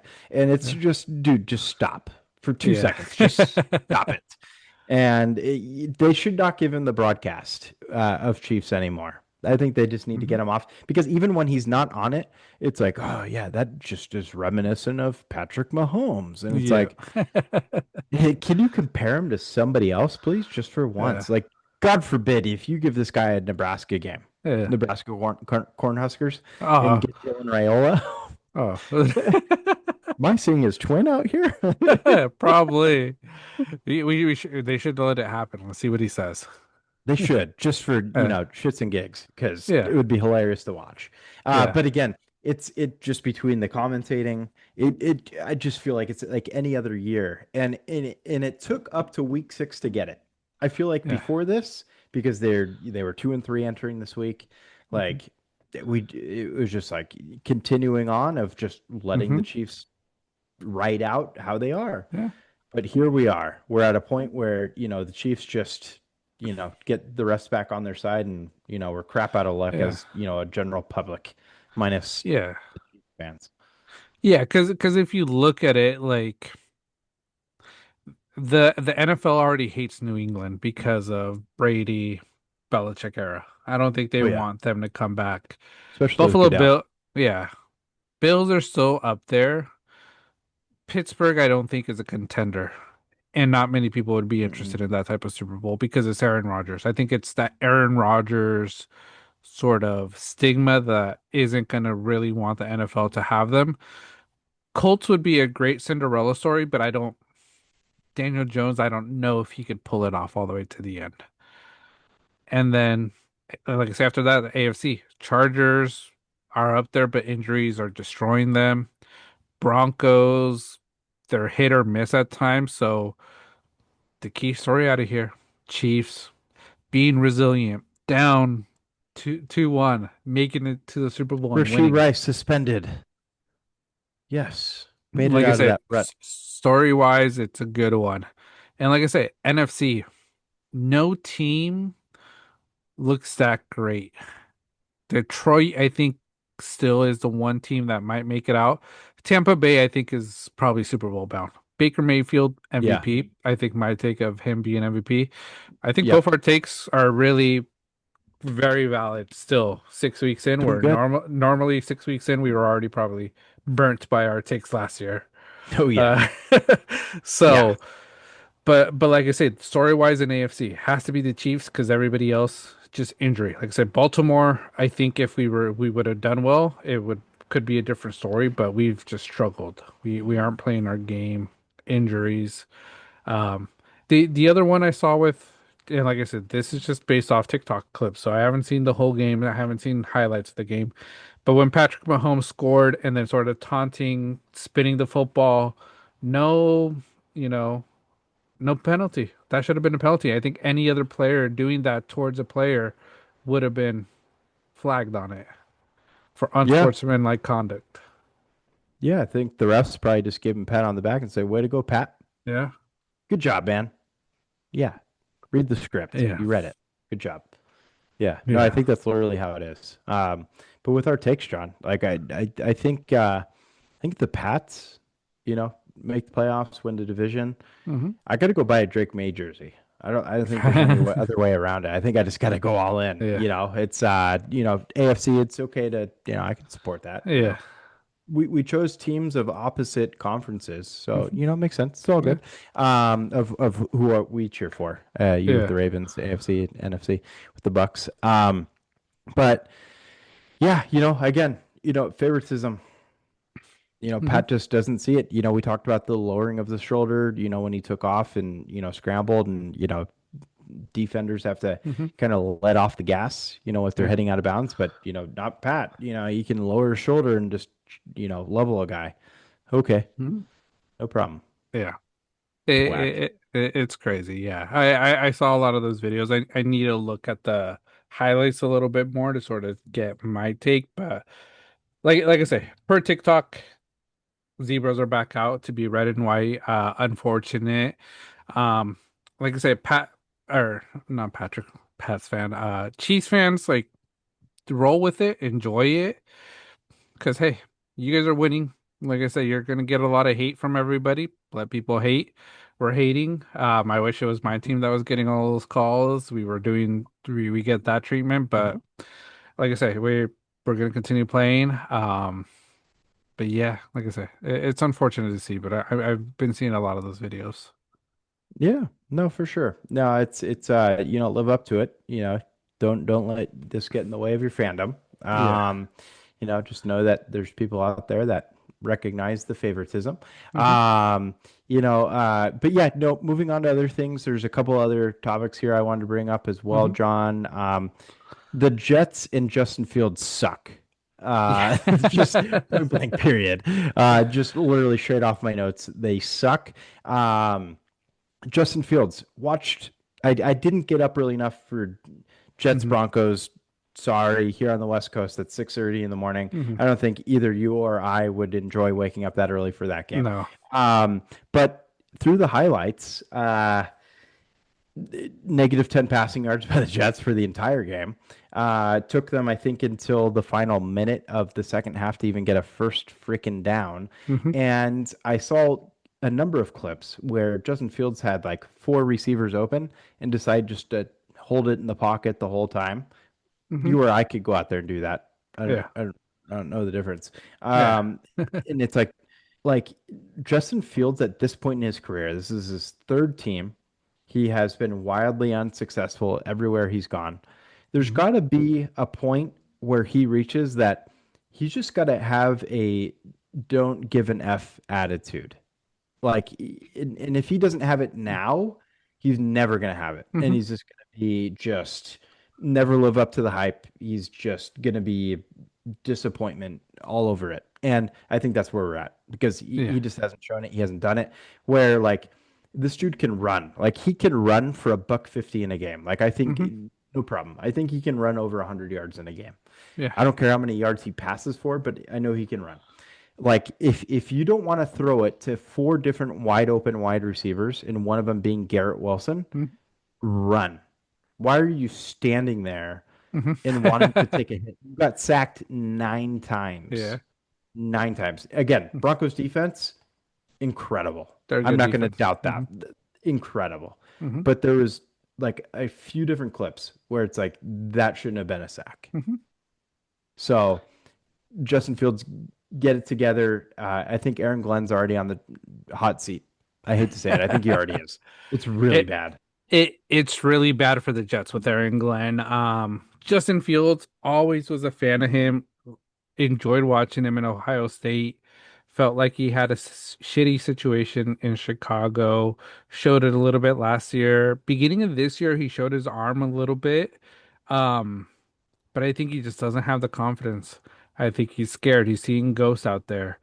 And I think this is his last opportunity. I think this next game, if he doesn't show it, and like you say, he should be giving like I don't give an F. I'm gonna throw this ball. If I get picked off 10 times, I get picked 10 times because this is my last chance. I already got paid. I got Hmm. my bag. Like let me try to show that I can still continue playing and get more bags, or just call it there, because he might be a generational backup for a few years to have someone in the back, but he could run it, yes, but he needs to throw. These teams know his game plan. They know they just have to stop the run. They're not even defending the wide receivers because they're like Justin Fields isn't going to throw it more than 5 to 10 yards, no matter how open they are. So he needs to just start slinging it, get a bunch of picks. It don't freaking matter. Just try to show what you do have, the potential that you've always had. Um, but I don't. I think if he doesn't do well this week, he's gonna get benched. And then Aaron Glenn, if if he doesn't bench him, he might not last after this season. Yeah, for sure. I mean, look how quick the Titans let off Yeah, their coach off the hook. He got fired today. He hasn't been there that long. What was that? Barely over a year I at think this yeah, point. I think this Callahan. was the year two. Yeah, Yeah. yeah. It didn't last very long. And Aaron Glenn just kind of seems outmatched. Hmm. I think he's a good coordinator and might be one of those guys that's a Hmm. great coordinator. The only thing I will give him the benefit of the doubt is you know this roster. I don't know. He hasn't had a whole lot of time yet. If you want to give him a little bit more time, go ahead. But I don't see him taking down that Hmm. division anytime soon between the No. Pats and the Bills. Like, Yeah. good luck, dude. Yeah. No. Not gonna happen. It's a hard one. He's put in a hard situation. That team overall, I just think they aren't motivated, and I don't think it's because of Aaron Glenn. I think it's just the situation in itself, how badly they're losing games, and how much of a laughing stock of a franchise that is. Like being Yep. drafted right now to the Jets, even if you're the number one pick, you make that bag, you're sort of like shit. I am in a shit situation because of it, Oh yeah. and it's just unfortunate, because even though you should be happy to be number one, that you're going to change a franchise. This is a franchise that I think number one picks aren't going to make much of a difference. Yeah. No, completely agree. It's just badly run. Yeah. from top to bottom at this point in time. I already see Jets fans burning jerseys. Saw that on TikTok this week. Oh, well. Um, if they're a jersey that like the player still plays there, try to resell it unless like you have some crazy like terrible looking one. Mm, Yeah, just yeah. you can burn that one. I don't know. It just kind of hurts the soul a little bit. Like, that costs money. But anyways, do what you want. If you hate the, I can see why Jets hate the franchise enough Yeah. to go ahead and burn the jersey. Go, Yeah, yeah. whatever. Um, Yeah. yeah, how do you feel about jersey burning though? I don't like it.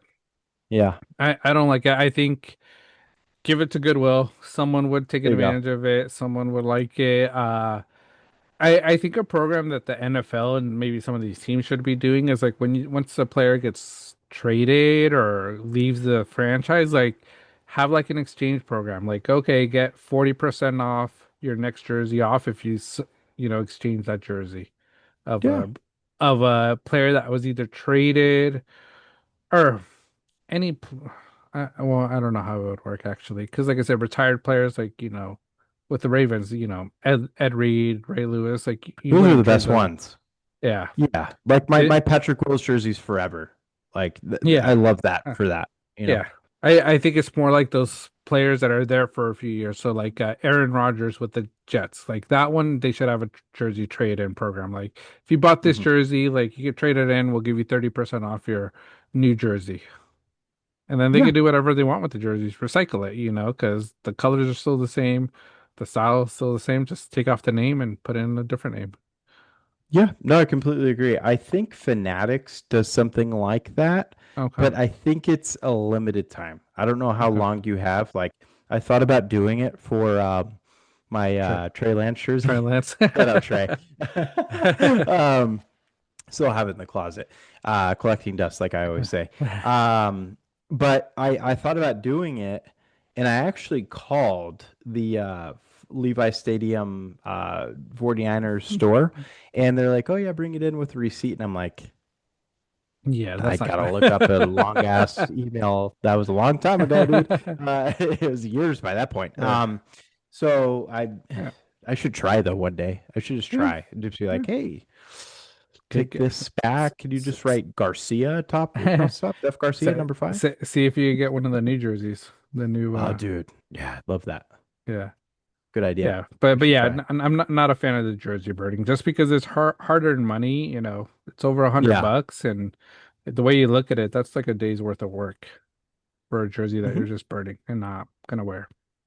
Hurts my soul because like even today like I'm wearing a Vegas Knights hockey jersey. Like I don't know, I just like collecting them. I was Mhm. really close to we were at a thrift store on Saturday, Saturday evening, and I came across, I don't know if you remember him, Wayne Charbet, wide Mhm. receiver, New York Jets. And it was a Jets jersey, except the only problem was it was an adult medium. Man tits would have been full Yeah. blossom, would have been real bad. Couldn't do it. But if it was like an XL, I would have bought that all day, every day. It was like 16 bucks and it was That's in not good bad. condition. It was Yeah. like an old Puma jersey Hmm. and it was the all green and then just, the white across the shoulders. It Yeah. was a great looking jersey, good condition, Hmm. no wear to it. Really came close to it, even with it being the Jets. He was a great Jets wide receiver. Yeah. Really thought about doing it. So yeah, I agree with you. It hurts to watch that Mm. because like, dude, that's still a decent jersey. Like, Hmm. Yeah. I've held on to Trey Lance jersey Yeah. this long. Like, Yeah, you use it for gardening, use it to change oil in your car. Let it get messy because you probably don't yeah, care about it the way you do like these bigger players. Use it as a gym shirt. Just get it sweaty, yeah, all messed up. It doesn't matter. Like, but you can still use it. for sure. Unless that person does like a really heinous crime, Oh yeah. then it's okay. But like, if it's just like, oh, Yeah. they sucked or didn't pan out, like, yeah, like you said, Yeah. Yeah. gardening, like, workout, Yeah. whatever. Cut Cut the it up. sleeves on it. You could cut it up and just start cleaning stuff with it. Use it for something. Yeah, Multi-purpose. right. Yeah, exactly. That's all it takes. Uh, Um, but sticking AFC East, one of mhm. my final comments here, John, is because it's just continuing on. I'm tired of Tua. I'm tired of that guy. I used to really like him. I was a big believer in him. I think his injuries are still very unfortunate, and Mhm. it doesn't really play in factor of what he's doing now. But the thing that just bothers me with him is he refuses to take accountability. Mhm. He cannot do it. He just refuses. And it's like, dude, you are the quarterback and probably the captain of the team. And then Mhm. you continually have post-game conferences after throwing three picks in a game where you're going to say, oh, it starts with the leadership of the team. It's like, dude, you're the effing quarterback. Mhm. Like, I don't care about McDaniels. Like, you are the quarterback. You talk about player only meetings all the time. Yeah. You talk about players not making it to those meetings, and it goes to tell me that you're probably having too many of those meetings and people just are tired of it and they're Yeah, not they getting don't care. benefit They from it don't because you guys care. still suck. And and then you have a coach that thinks you're probably undermining him by having those meetings, and then you have players that think that those meetings are non-beneficial to the Mhm. team. So it's like, and then on top of that, you want to point blame to leadership when Mhm. you throw three picks in a game. Yeah. Make it make sense to I don't get it. I don't Yeah. it's not clocking to me, as Yeah. Bieber would say. Yeah, he's not building a good case for himself, not taking accountability. I think as a leader, that starts with the quarterback position. No matter what, even if you're not the best quarterback, if you're not the star player, you still have to take accountability of the team because you are that position that needs to play well to win the game. So like I say, Hmm. you're a leader for that game. You're the star player. Like without you, there's no football. Without a quarterback, you can't really play football. We saw Hmm. that with your 49ers in the playoffs. What was it, 3, 4 years ago? With had no quarterback, you guys couldn't do anything against the Eagles. Nope. So it shows how important it is and not taking accountability. It's going to look bad for you. It's going to look bad towards the team, blaming it on leadership. Within the team, the coaching staff, they're going to have these feelings towards you. And like I say, you have to stay positive because you're interviewing for your next job. Tua, I don't think he's gonna retire a Dolphin. He's gonna get dropped after whenever his contract's out or if they decide to release him. And who wants to pick up Tua? Like I say, when he's that type of leader. Not some people might take a chance on him because they could see and they feel it's almost like when you know how girls and even guys they go out with like the broken people because they're like, oh, we're gonna fix you. We're here to fix Hmm. you. We're your savior. That's what some teams are gonna do with Tua. We're your saviors. We're gonna make you the Tua that we know you can be. And that type of attitude is one attitude you might not be able to change at all ever. So I Hmm. don't think it'll be successful. I like Tua. Tua's a great guy. I think some people might be blaming some CTE on some of his comments as well, because who Sure. knows what kind of factor that's taking. But Hmm. um, that guy just has to sort of be quiet, to stick to the generic professional responses and comments and not dig a big hole for himself. Because like I said, it's not looking good when your team's already 1-5. Your team's probably not going to do well, um, and you're a big factor of the reason why. For sure. Yeah, it just it doesn't come off right now. Hmm. And like you said, he just needs to stay quiet. I don't think it's beneficial for him or the team Hmm. to really be talking a whole lot right now. Um, and talk about chopping block McDaniels. Yeah, That's rough. I'm surprised he's still there, to be honest with you. yeah, And yeah, I don't know. That franchise is another tough one to kind of fathom. Um, but yeah, and then they have two decent backups, Quinn hmm, Ewers and Zach Wilson. yeah, Maybe Zach Wilson can get a good yeah, second wind outside of the Jets. It's always a yeah, possibility if they ever decide to go to that point. But yeah, it's across the league. I think those are the biggest things on my end. Just a lot more yeah. injuries, which stink. Our Yeah, fantasy team suffers. Yeah, I think a little bit I was gonna bring up, like I said, didn't watch much, but I saw a lot of injuries going through the scores. Giants winning, that's a big surprise against the Eagles. Eagles are Oh yeah, pretenders. We talked smack about the Eagles. I think the Eagles just suck. I don't think they're that great of a team. Uh Jalen's not elite. nope, not elite at all. Mm. Giants, I want to see a little bit more before I start giving them some kudos. Want to see what they do. Cam Scatterbo, though, is the guy. Oh, Think I love steal that of guy. I love steal that of the guy. draft. So much fun to watch. Yeah. Jackson Dart could be him. We'll see how he continues to develop. He looks good. Patriots won that one we talked about. Rams, Broncos, ugly game. Colts Yep. coming out with the win, like I say, but coming out towards the end. So, like I said, they're showing a little some flaws, which we always knew the Colts had, but still Yep. 5-1, so still in playoff contention. Chargers winning, which is good. Steelers winning against the Browns, not a surprise. Nope. Panthers beating the Cowboys. Is Yeah. that a bit of a surprise to you? It is. What a roller coaster the Panthers are. It's Yeah. it's crazy. They can lose what 40-6 against the Yeah. Pats and then go around and, beat a Cowboys team that offensively have Hmm. been really, really good. Yeah, they've been playing well. Defensively stink. Uh, yeah, roller coaster ride. I think that their coach seems good and he's developing Hmm. Bryce Young in a good way. Yeah. Yeah. McMillan's the real deal. Yeah. Rico Dwaddle fucking shove it into Oh, dude. the to the Yeah, love Cowboys. that. Love that for Rico. Yeah. Love that because that was, back-to-back weeks of 200 Hmm. plus yards of total Yeah. all-purpose yards. And then to do it to a team that cut you is Yeah. phenomenal. Love it for him. Yeah. Seahawks, Jags. Like I said, last week we sort of talked if they're the real deal. This past week, lost. Didn't really show it too Yeah. much. Trevor Lawrence still back to the old The T-Law. Higba's the real deal. Nahigba's the real deal. Sam Darnold. It wasn't coaching. It was he could be the guy.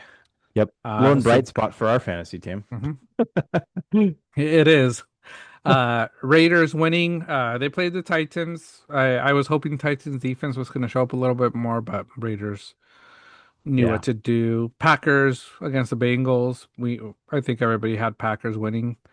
Yep. Bucks 49ers. I thought it was going to be a closer game. I think it was close until the injury. Correct. So, Yep. um, but still, not bad. Not bad from both teams. Hmm. Other than the injury to Ibuka, which hurts us as well in That's a fantasy. bummer. Yep. Chiefs Lions, we talked about trash. Falcons Bills, surprise Falcons won. Bills, Yeah. tough loss for them. It could hurt them down the line, but like I say, because Patriots won and Patriots are going to be the biggest rival for them in the AFC next to the Chiefs. Absolutely. Because Pat's, back-to-back weeks Mm. winning, Bills Yeah. back-to-back weeks losing. Yeah, so we'll see how they do. And then Bears, another win last minute. Yep. Um I didn't watch it, but I think I saw you kicker Moody. Ah. Moody. You know what? Love it for him. I'll Yeah. be honest. Good for him. I'm glad he's elsewhere. Yeah. Um, but for him he did show glimpses of what he is, and he had Yeah. that really like line drive kick that easily got blocked. That was like, there he is. But hey, what 4 out of 5 kicks, one of them a game winner. Hmm. Um, Phenomenal. But at one point in that game where it was 24-22, and because of that block kick, it remains of, hey, Hmm. Jake Moody thinking to himself, if I would have made that kick, we would be Hmm. winning right now. And I Yeah. can't tell you how many times I thought about that with the Niners. Yeah. So he did what he had to do. Shout out Jake Moody. Glad you did it for somebody else, Hmm. but awesome. Good for him. Yeah. Yeah, no, good for him. So those were the games. Fantasy wise, we're gonna talk about it a little bit. Like I said, we talked about injuries. Injuries are hurting us, Tim. I Mm, set up our lineup for week 7 as of today. QB, Sam Darnold, our big bright spot, and we got yep. him in waiver wires, I think week 2 or 3. Yep. Running backs, starting running backs, Hassan Haskins. Was Nothing. outshined by Vidal. Yeah. Jadon Blue, hope this guy gets a chance. Javonte Williams didn't show jack shit this week. I think That's right. they got to give this guy more of a chance Yep. um to sort of see what he could do. Wide receivers, Matthew Golden played well. I think that Yeah. could be a bright spot for us. Hmm. Travis Hunter, our next wide receiver. Ayo. Darren Waller saving us from the waiver wire again in tight end. Yep. And then our flex spot, Kyle Mananji.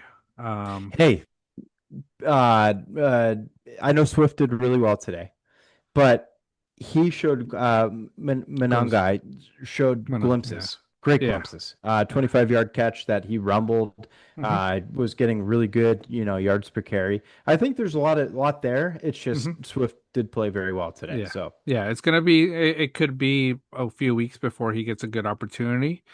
yep. Um, but I will say we have the all-time bench league Oh yeah, squad. stacked. If you guys want to hear our squad on the bench, Omarion Hampton, IR, undroppable.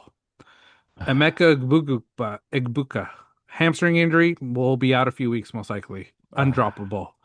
Jawan Jennings could be playing, could not be playing, but so many injuries. For me, Yep. he's undroppable because once he comes back, he will be the go-to guy. Yes. CD Lamb may come back, Ah, still may take another week off. Undroppable. Garrett Wilson now is doubtful with that knee. What brutal. was it? Something with his knee, like knee sprain, I think it I was. think he's just angry with the team. Could be too. Uh un undroppable. Brock Bowers, top Ah, tight end, undroppable. all of our top picks. All of our top picks, we can't do anything this waiver wire because we have to most likely do Hassan Haskins, but who who are we going to pick up? Because Jaden Blue, I feel like he could have a chance, but I need to see something in the waiver wire. We're probably going to lose the next few weeks. We once all these guys come back healthy, because as of right now, they all should be coming back at one point.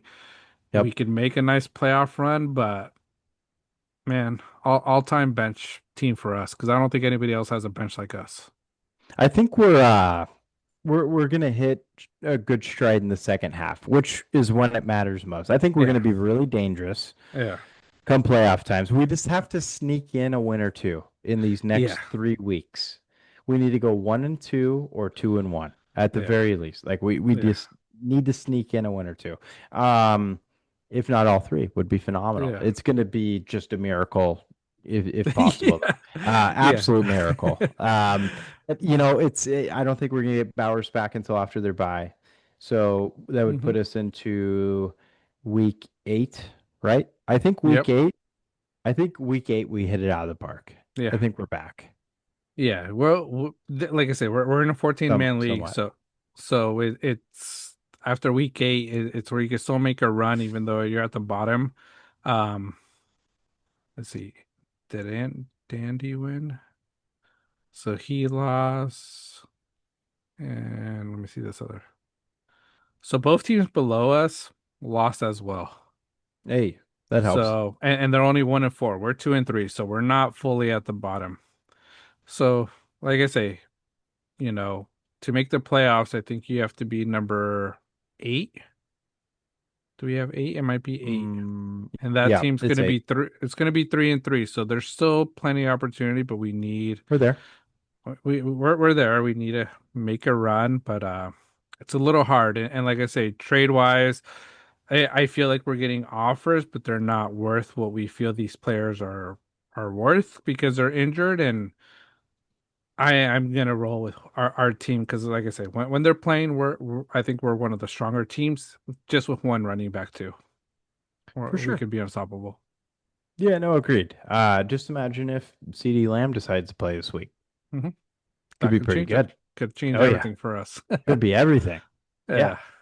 So Yeah. we'll Incredible. see, but yeah, I texted you once I saw the news of Garrett Wilson, and I was like, oh my gosh, it's another one bites the dust.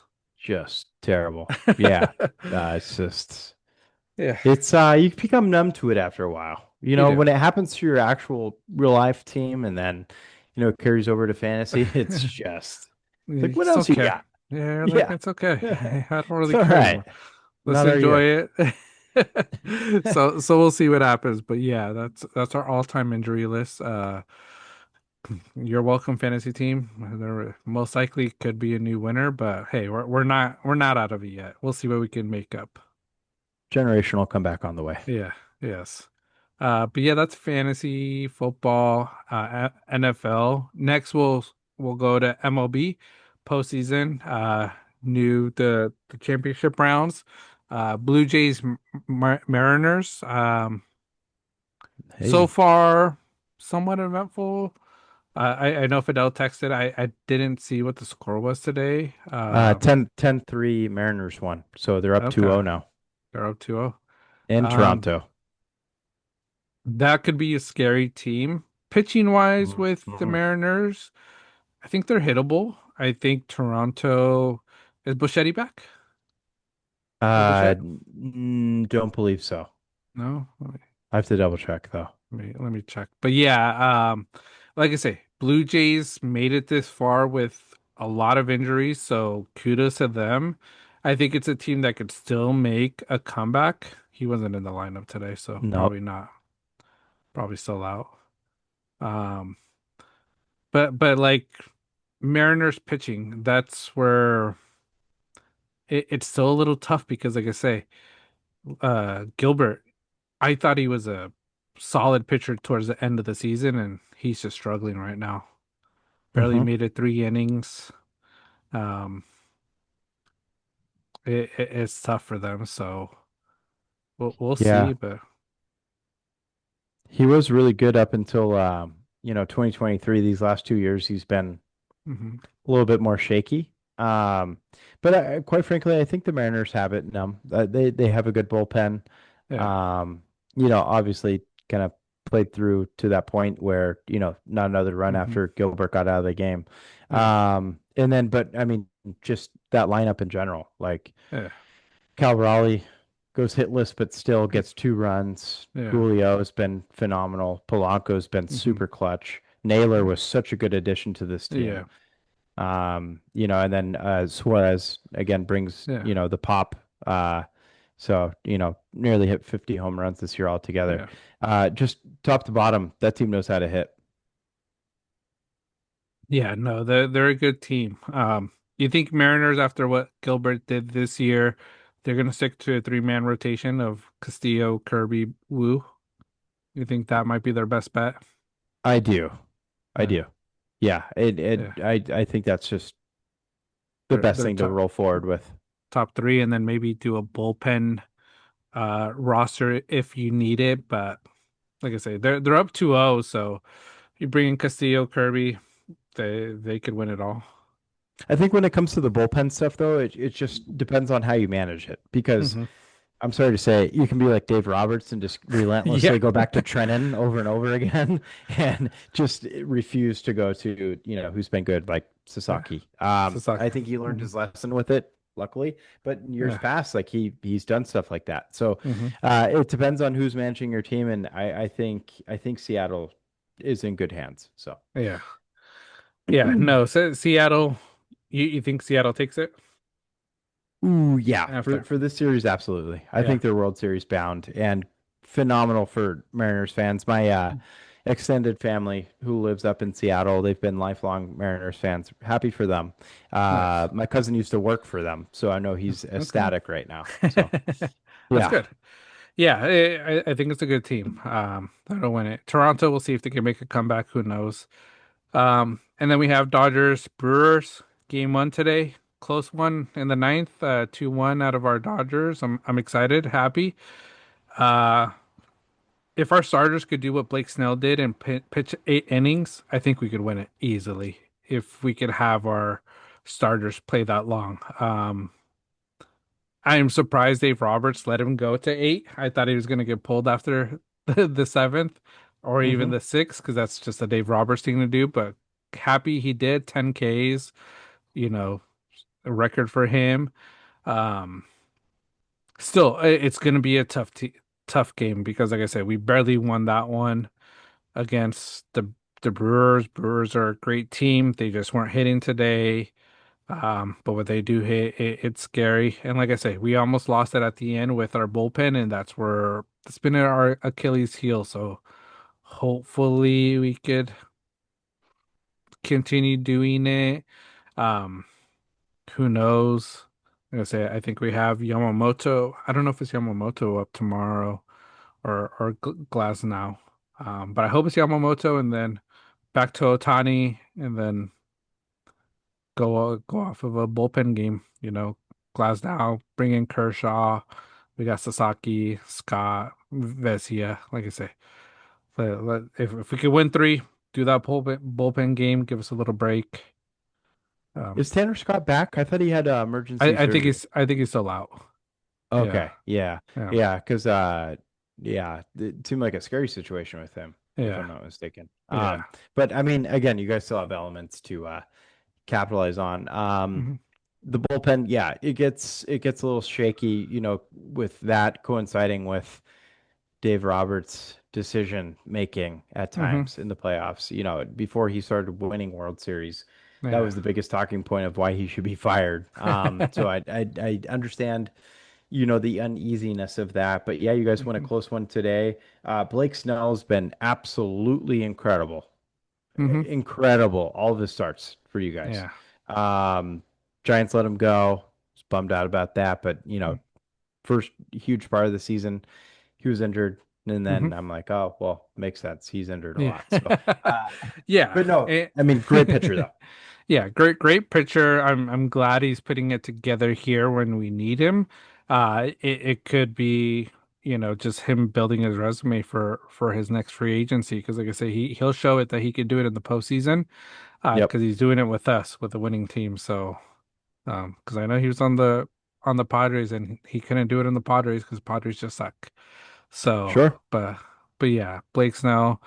Sasaki, I hope he gets a bit more confidence. He had a little bit of a rougher game today, but he's been good at closing. Hopefully, he just doesn't let this game sort of get to his head because he's still a young kid. But surprising closer for us that's been a savior, you could say.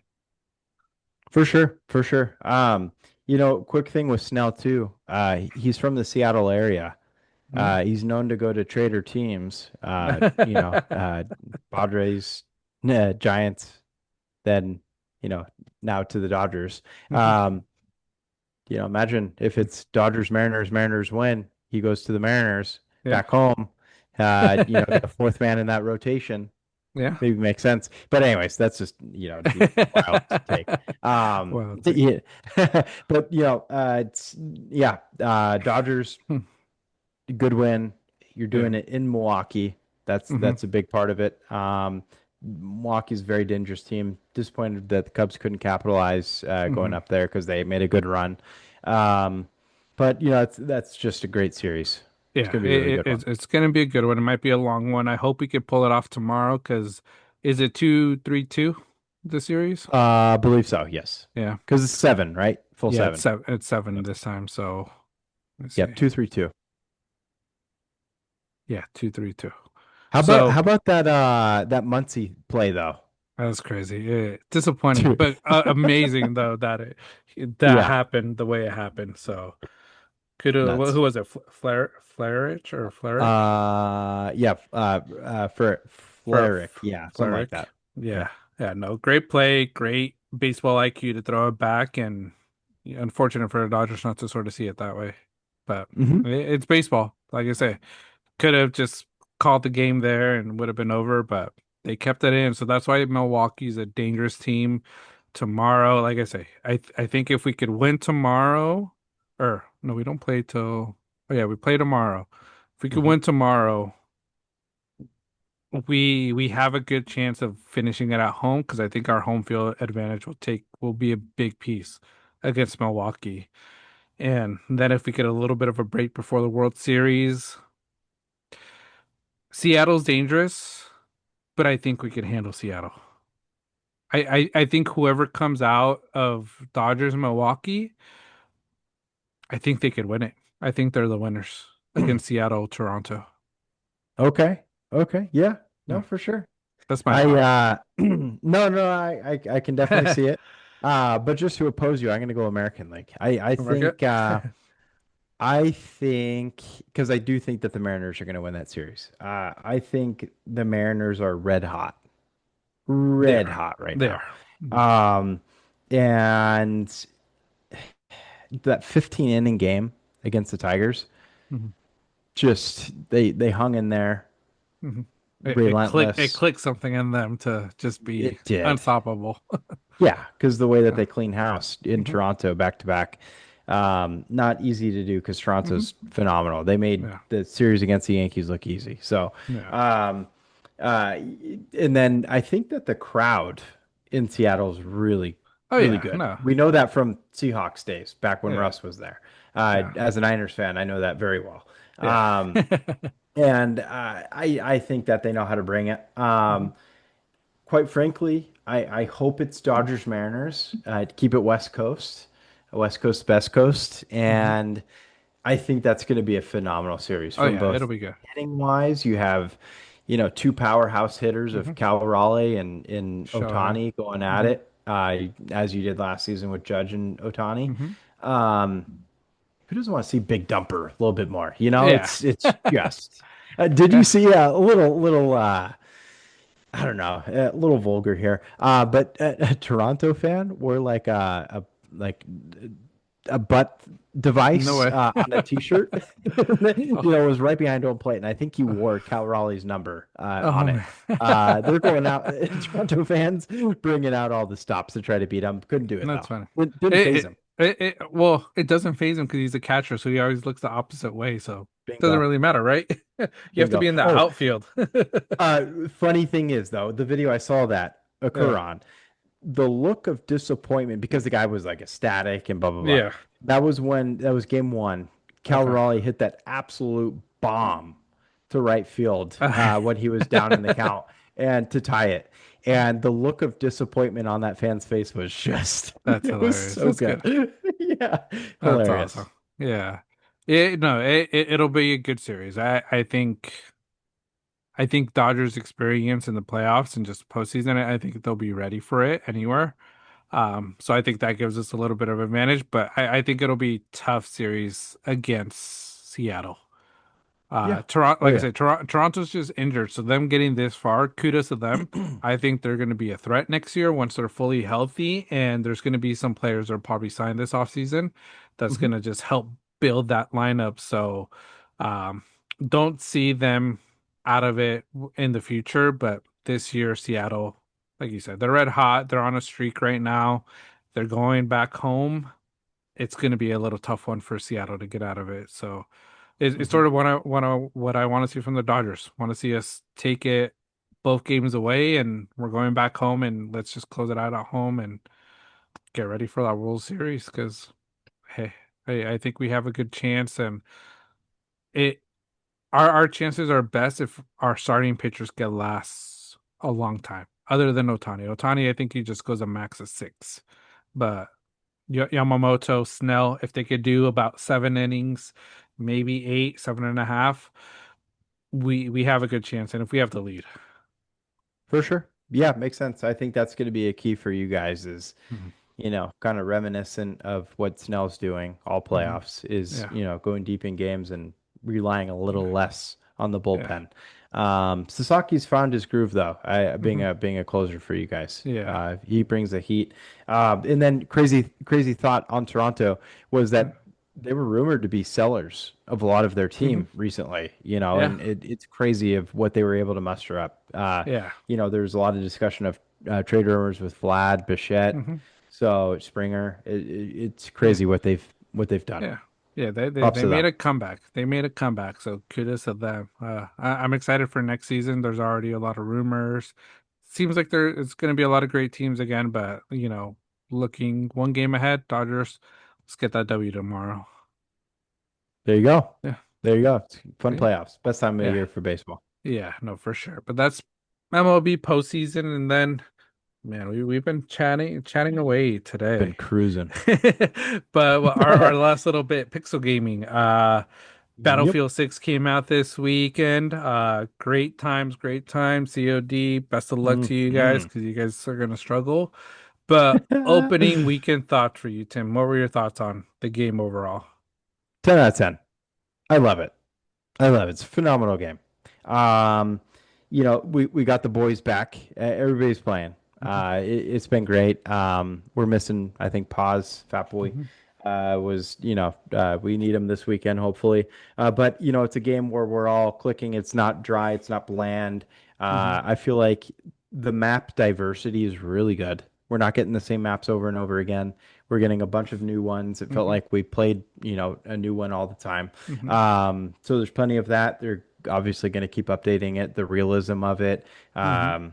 It's phenomenal. I'm definitely not tired of it. There's a lot to unlock. There's a lot to progress with your weapons. The Hmm. vehicles are fun. The maps are spread out really well with, between the buildings Hmm. and, high and low points of the map. I did unlock, I played a little bit yesterday night. Okay. I unlocked a new assault rifle. Oh, nice. Good. Oh, That's one yet. yeah. Oh, what the heck? Dude, Gotta start playing that one.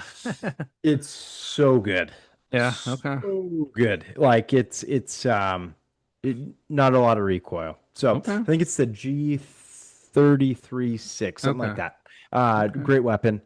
Sniping's a ton of fun. Me and John had a ton of fun sniping this weekend. Yeah, Um, we did. so great game. Great game. Yeah. 10 out of 10. Living up to the hype. Way better than Call of Duty. Yeah. For me, living up to the hype, I think it's been fun. You mentioned a lot of the factors. One thing I like, loading times so Oh, quick with this, good point. where after one match, we're pretty much into the next match within like 2 to 3 minutes, where with Call of Duty, after one match, of this like battle royale style, you would have to wait, what, 10 to 15 minutes. It felt like an eternity at times just to Hmm. be able to get back into another match. So great matchmaking. And like I say, the servers seem like they're holding up. Graphics are good. Camping still happens in every single game, but it doesn't happen the way it does, I think, in Call of Duty, where someone's just there the entire game. You have to start moving because eventually that building gets blown up. These teams tactically take you out, so it's like you got to play a lot more strategic, which I like a lot more. Um, Weapons are good. LMG, that's a gun fan I am right now. Sniping too, I've enjoyed it. I'm not the best sniper, but always a fun time in some of the maps. But overall, yeah, 10 out of 10, living up to the hype. I would say living up better to the last one because I know the last one we were a Hmm. little excited about. We were hyped up for it, didn't live up to it. This one is. I think this Oh one's yeah. doing a lot more for me than the other one did, even though the other one I played quite a while. This one I think I'll be playing for even longer. Um, Fun time. Yeah, completely agree. I think it's a ton of fun. You bring up Hmm. a good point. Loading time. Like I'm a big snack guy when we game. Yeah. Didn't even have time. Yeah. Didn't even have time to get up and go grab one. Could So go good for grab me. it. Better for me health wise. Yeah. So that's a good payoff. Also with that, camping. Didn't really run into a whole lot of it. Nobody's Mm-mm. really, camping one spot. The only thing I really see it with is tanks, Hmm. but they're so far out of the map that like it's like they're Hmm. not doing anything to really affect the way I'm playing the game. Yeah. So, I don't care. Yeah. And then yeah, I didn't really feel like I Mm. was, getting, eliminated to the same Yeah. player over and over again. I Yeah. felt like everybody travels in packs well, and Hmm. a lot of Yeah. coordination and Yeah. strategy with it. Yeah. So It was a lot more talking that we actually listened to each other and not just talking smack. yeah, Strategizing with each other, like, hey, watch out this corner, things like that with our team, and our crew being in the same areas. I think every now and then when we were just starting to have fun, we would Leroy Jenkins in and just go random and go like yeah, Leroy Jenkins and yep, just go into like C with like 5 tanks and we didn't care. We were trying to see what we could do. yep, But overall, great opening weekend. I think this is going to be so successful that Call of Duty is going to have to be paying these streamers that are hyping it up even more because some of these streamers are playing Battlefield and you could see them actually enjoying the game. They're not yeah. saying it, but you can see they're enjoying it, having fun, and they're like, okay.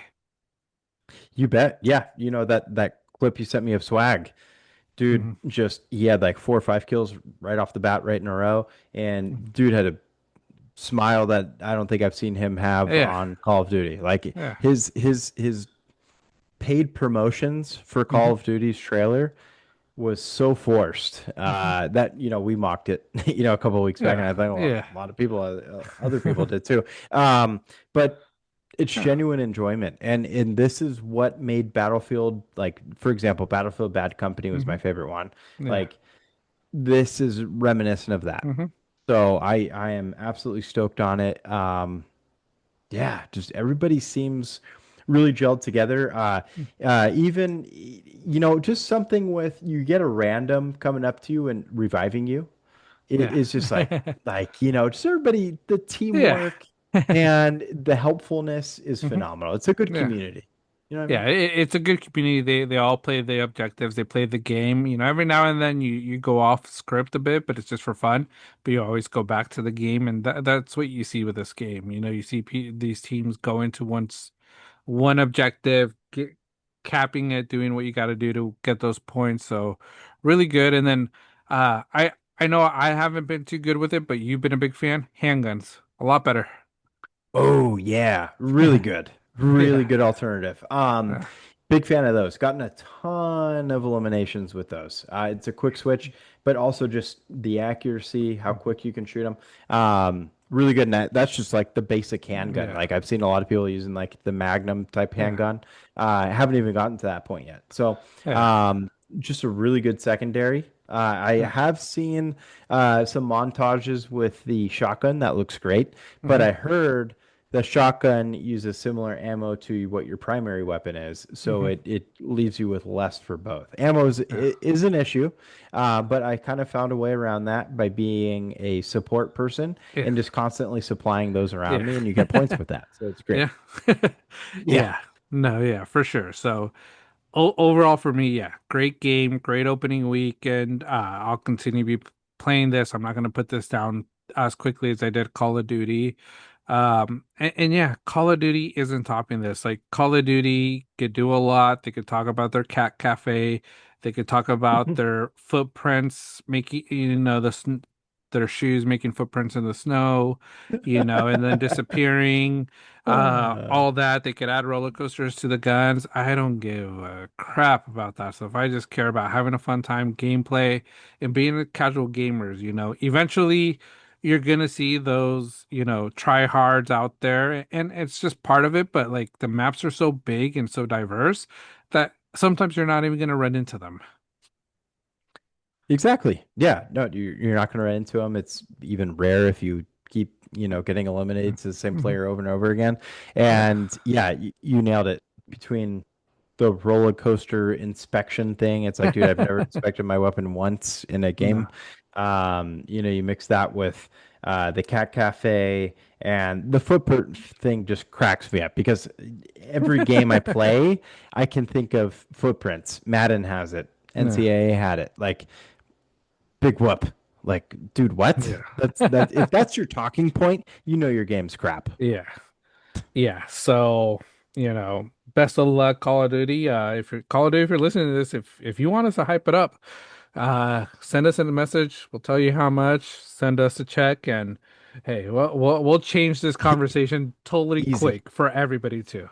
Yeah. Like, I do not doubt it. May not We'll play it mute as, this portion. yeah, we'll mute it. We'll take it off, if you really Yeah. need us to. Yeah. Or Well, we'll dub it. We're saying negative stuff, or we're saying Call of Duty is so great. Yay, Cat Cafe. yeah. Yeah. If the money's good enough, I'm going to volunteer you for this, John. We will dress up as cats Oh and yeah. talk about the cat cafe around Yeah. here. Give me if the money's great enough, I will do that. With some whiskers on there, Yeah. Yeah. No, I'll do whatever you need to if you I make will make the dress money up worth as Dr. Seuss for this. it. Cat in the Hat. Yeah. So, but like I say, best of luck to Call of Duties. The streamers that are big Call of Duty fans, living by it. Let's see what you actually say honestly, and if you stay in that game for a while or you move over to Battlefield, because I think a lot of them are going to move over. Oh, for sure. One last point for me. Swag lost even more credibility with me when he was trying to say that Black Ops 7 is better than Modern Warfare 2. Awful take. One of the worst. Horrible take. One of the Who worst. who says that? It's these young gamers that think, oh, that's great. Modern Yep. Warfare 2, a legit game. Like I said, because it sort of Yep. brings the elements and aspects of this Battlefield game where it's you're just there to play, have fun with your friends, and not worrying about all these other leveling up certain weapons. Mhm. No climb, no wall jumping, whatever it is. The kill streaks too were just basic kill streaks. Nothing snipers that could go through walls or whatever it is. BS. Dogs, things like that. Like Yep. it's the basic UAV, attack chopper, uh, like I forget the Airstrike. other one. Airstrike, and then a nuke if you get what was it, like 25, 30 That's kills in a it. row. That was it, Standardize it. and that's all you needed. So, yeah, anybody that says all these Black Ops are better than Modern Warfare 2, you're getting paid pretty good to say that because Oh yeah. that's just totally inaccurate. And like I say, Call of Duty, you want me to say that? Send me the check. Send me the Yeah. check, and I will do it for you. Buy us a studio. We'll say Yeah. Yeah. it. Yeah. Well, I'll do Cat all that. costume and all. Yeah. Call of Duty, you pay me to say that stuff. I'll say it, like I say. So, but overall, Easy. Battlefield, amazing game. Hopefully, everybody that has been playing it is enjoying it, is feeling the same. I know there's going to be some people that have issues with it, but like I say, if your thing it really is Call of Duty, go for Call of Duty. I'm not going to hate on you. I'm not going to talk shit to you guys if that's what you're playing. That's what you enjoy. That's what you enjoy, and that's what you're getting paid to play. I get it because I would do the same if I was getting paid. Yeah. No, absolutely. Yeah. I would Yeah. I would take the comments Yeah. that are not nice. Yeah. If they knew the chunk of change and how good it was. Yeah. No, for sure. Yeah. Um, but yeah, that's our Pixel Gaming. Like I said, we'll continue sort of sharing our thoughts, sharing updates. I'm excited. I got to play a little bit more with the AR to sort of get that next level, next Oh gun. yeah. Oh, it's Um, good. yeah.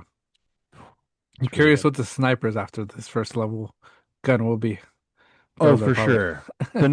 The scopes look great that I yeah. see other people have that I'm not there yet.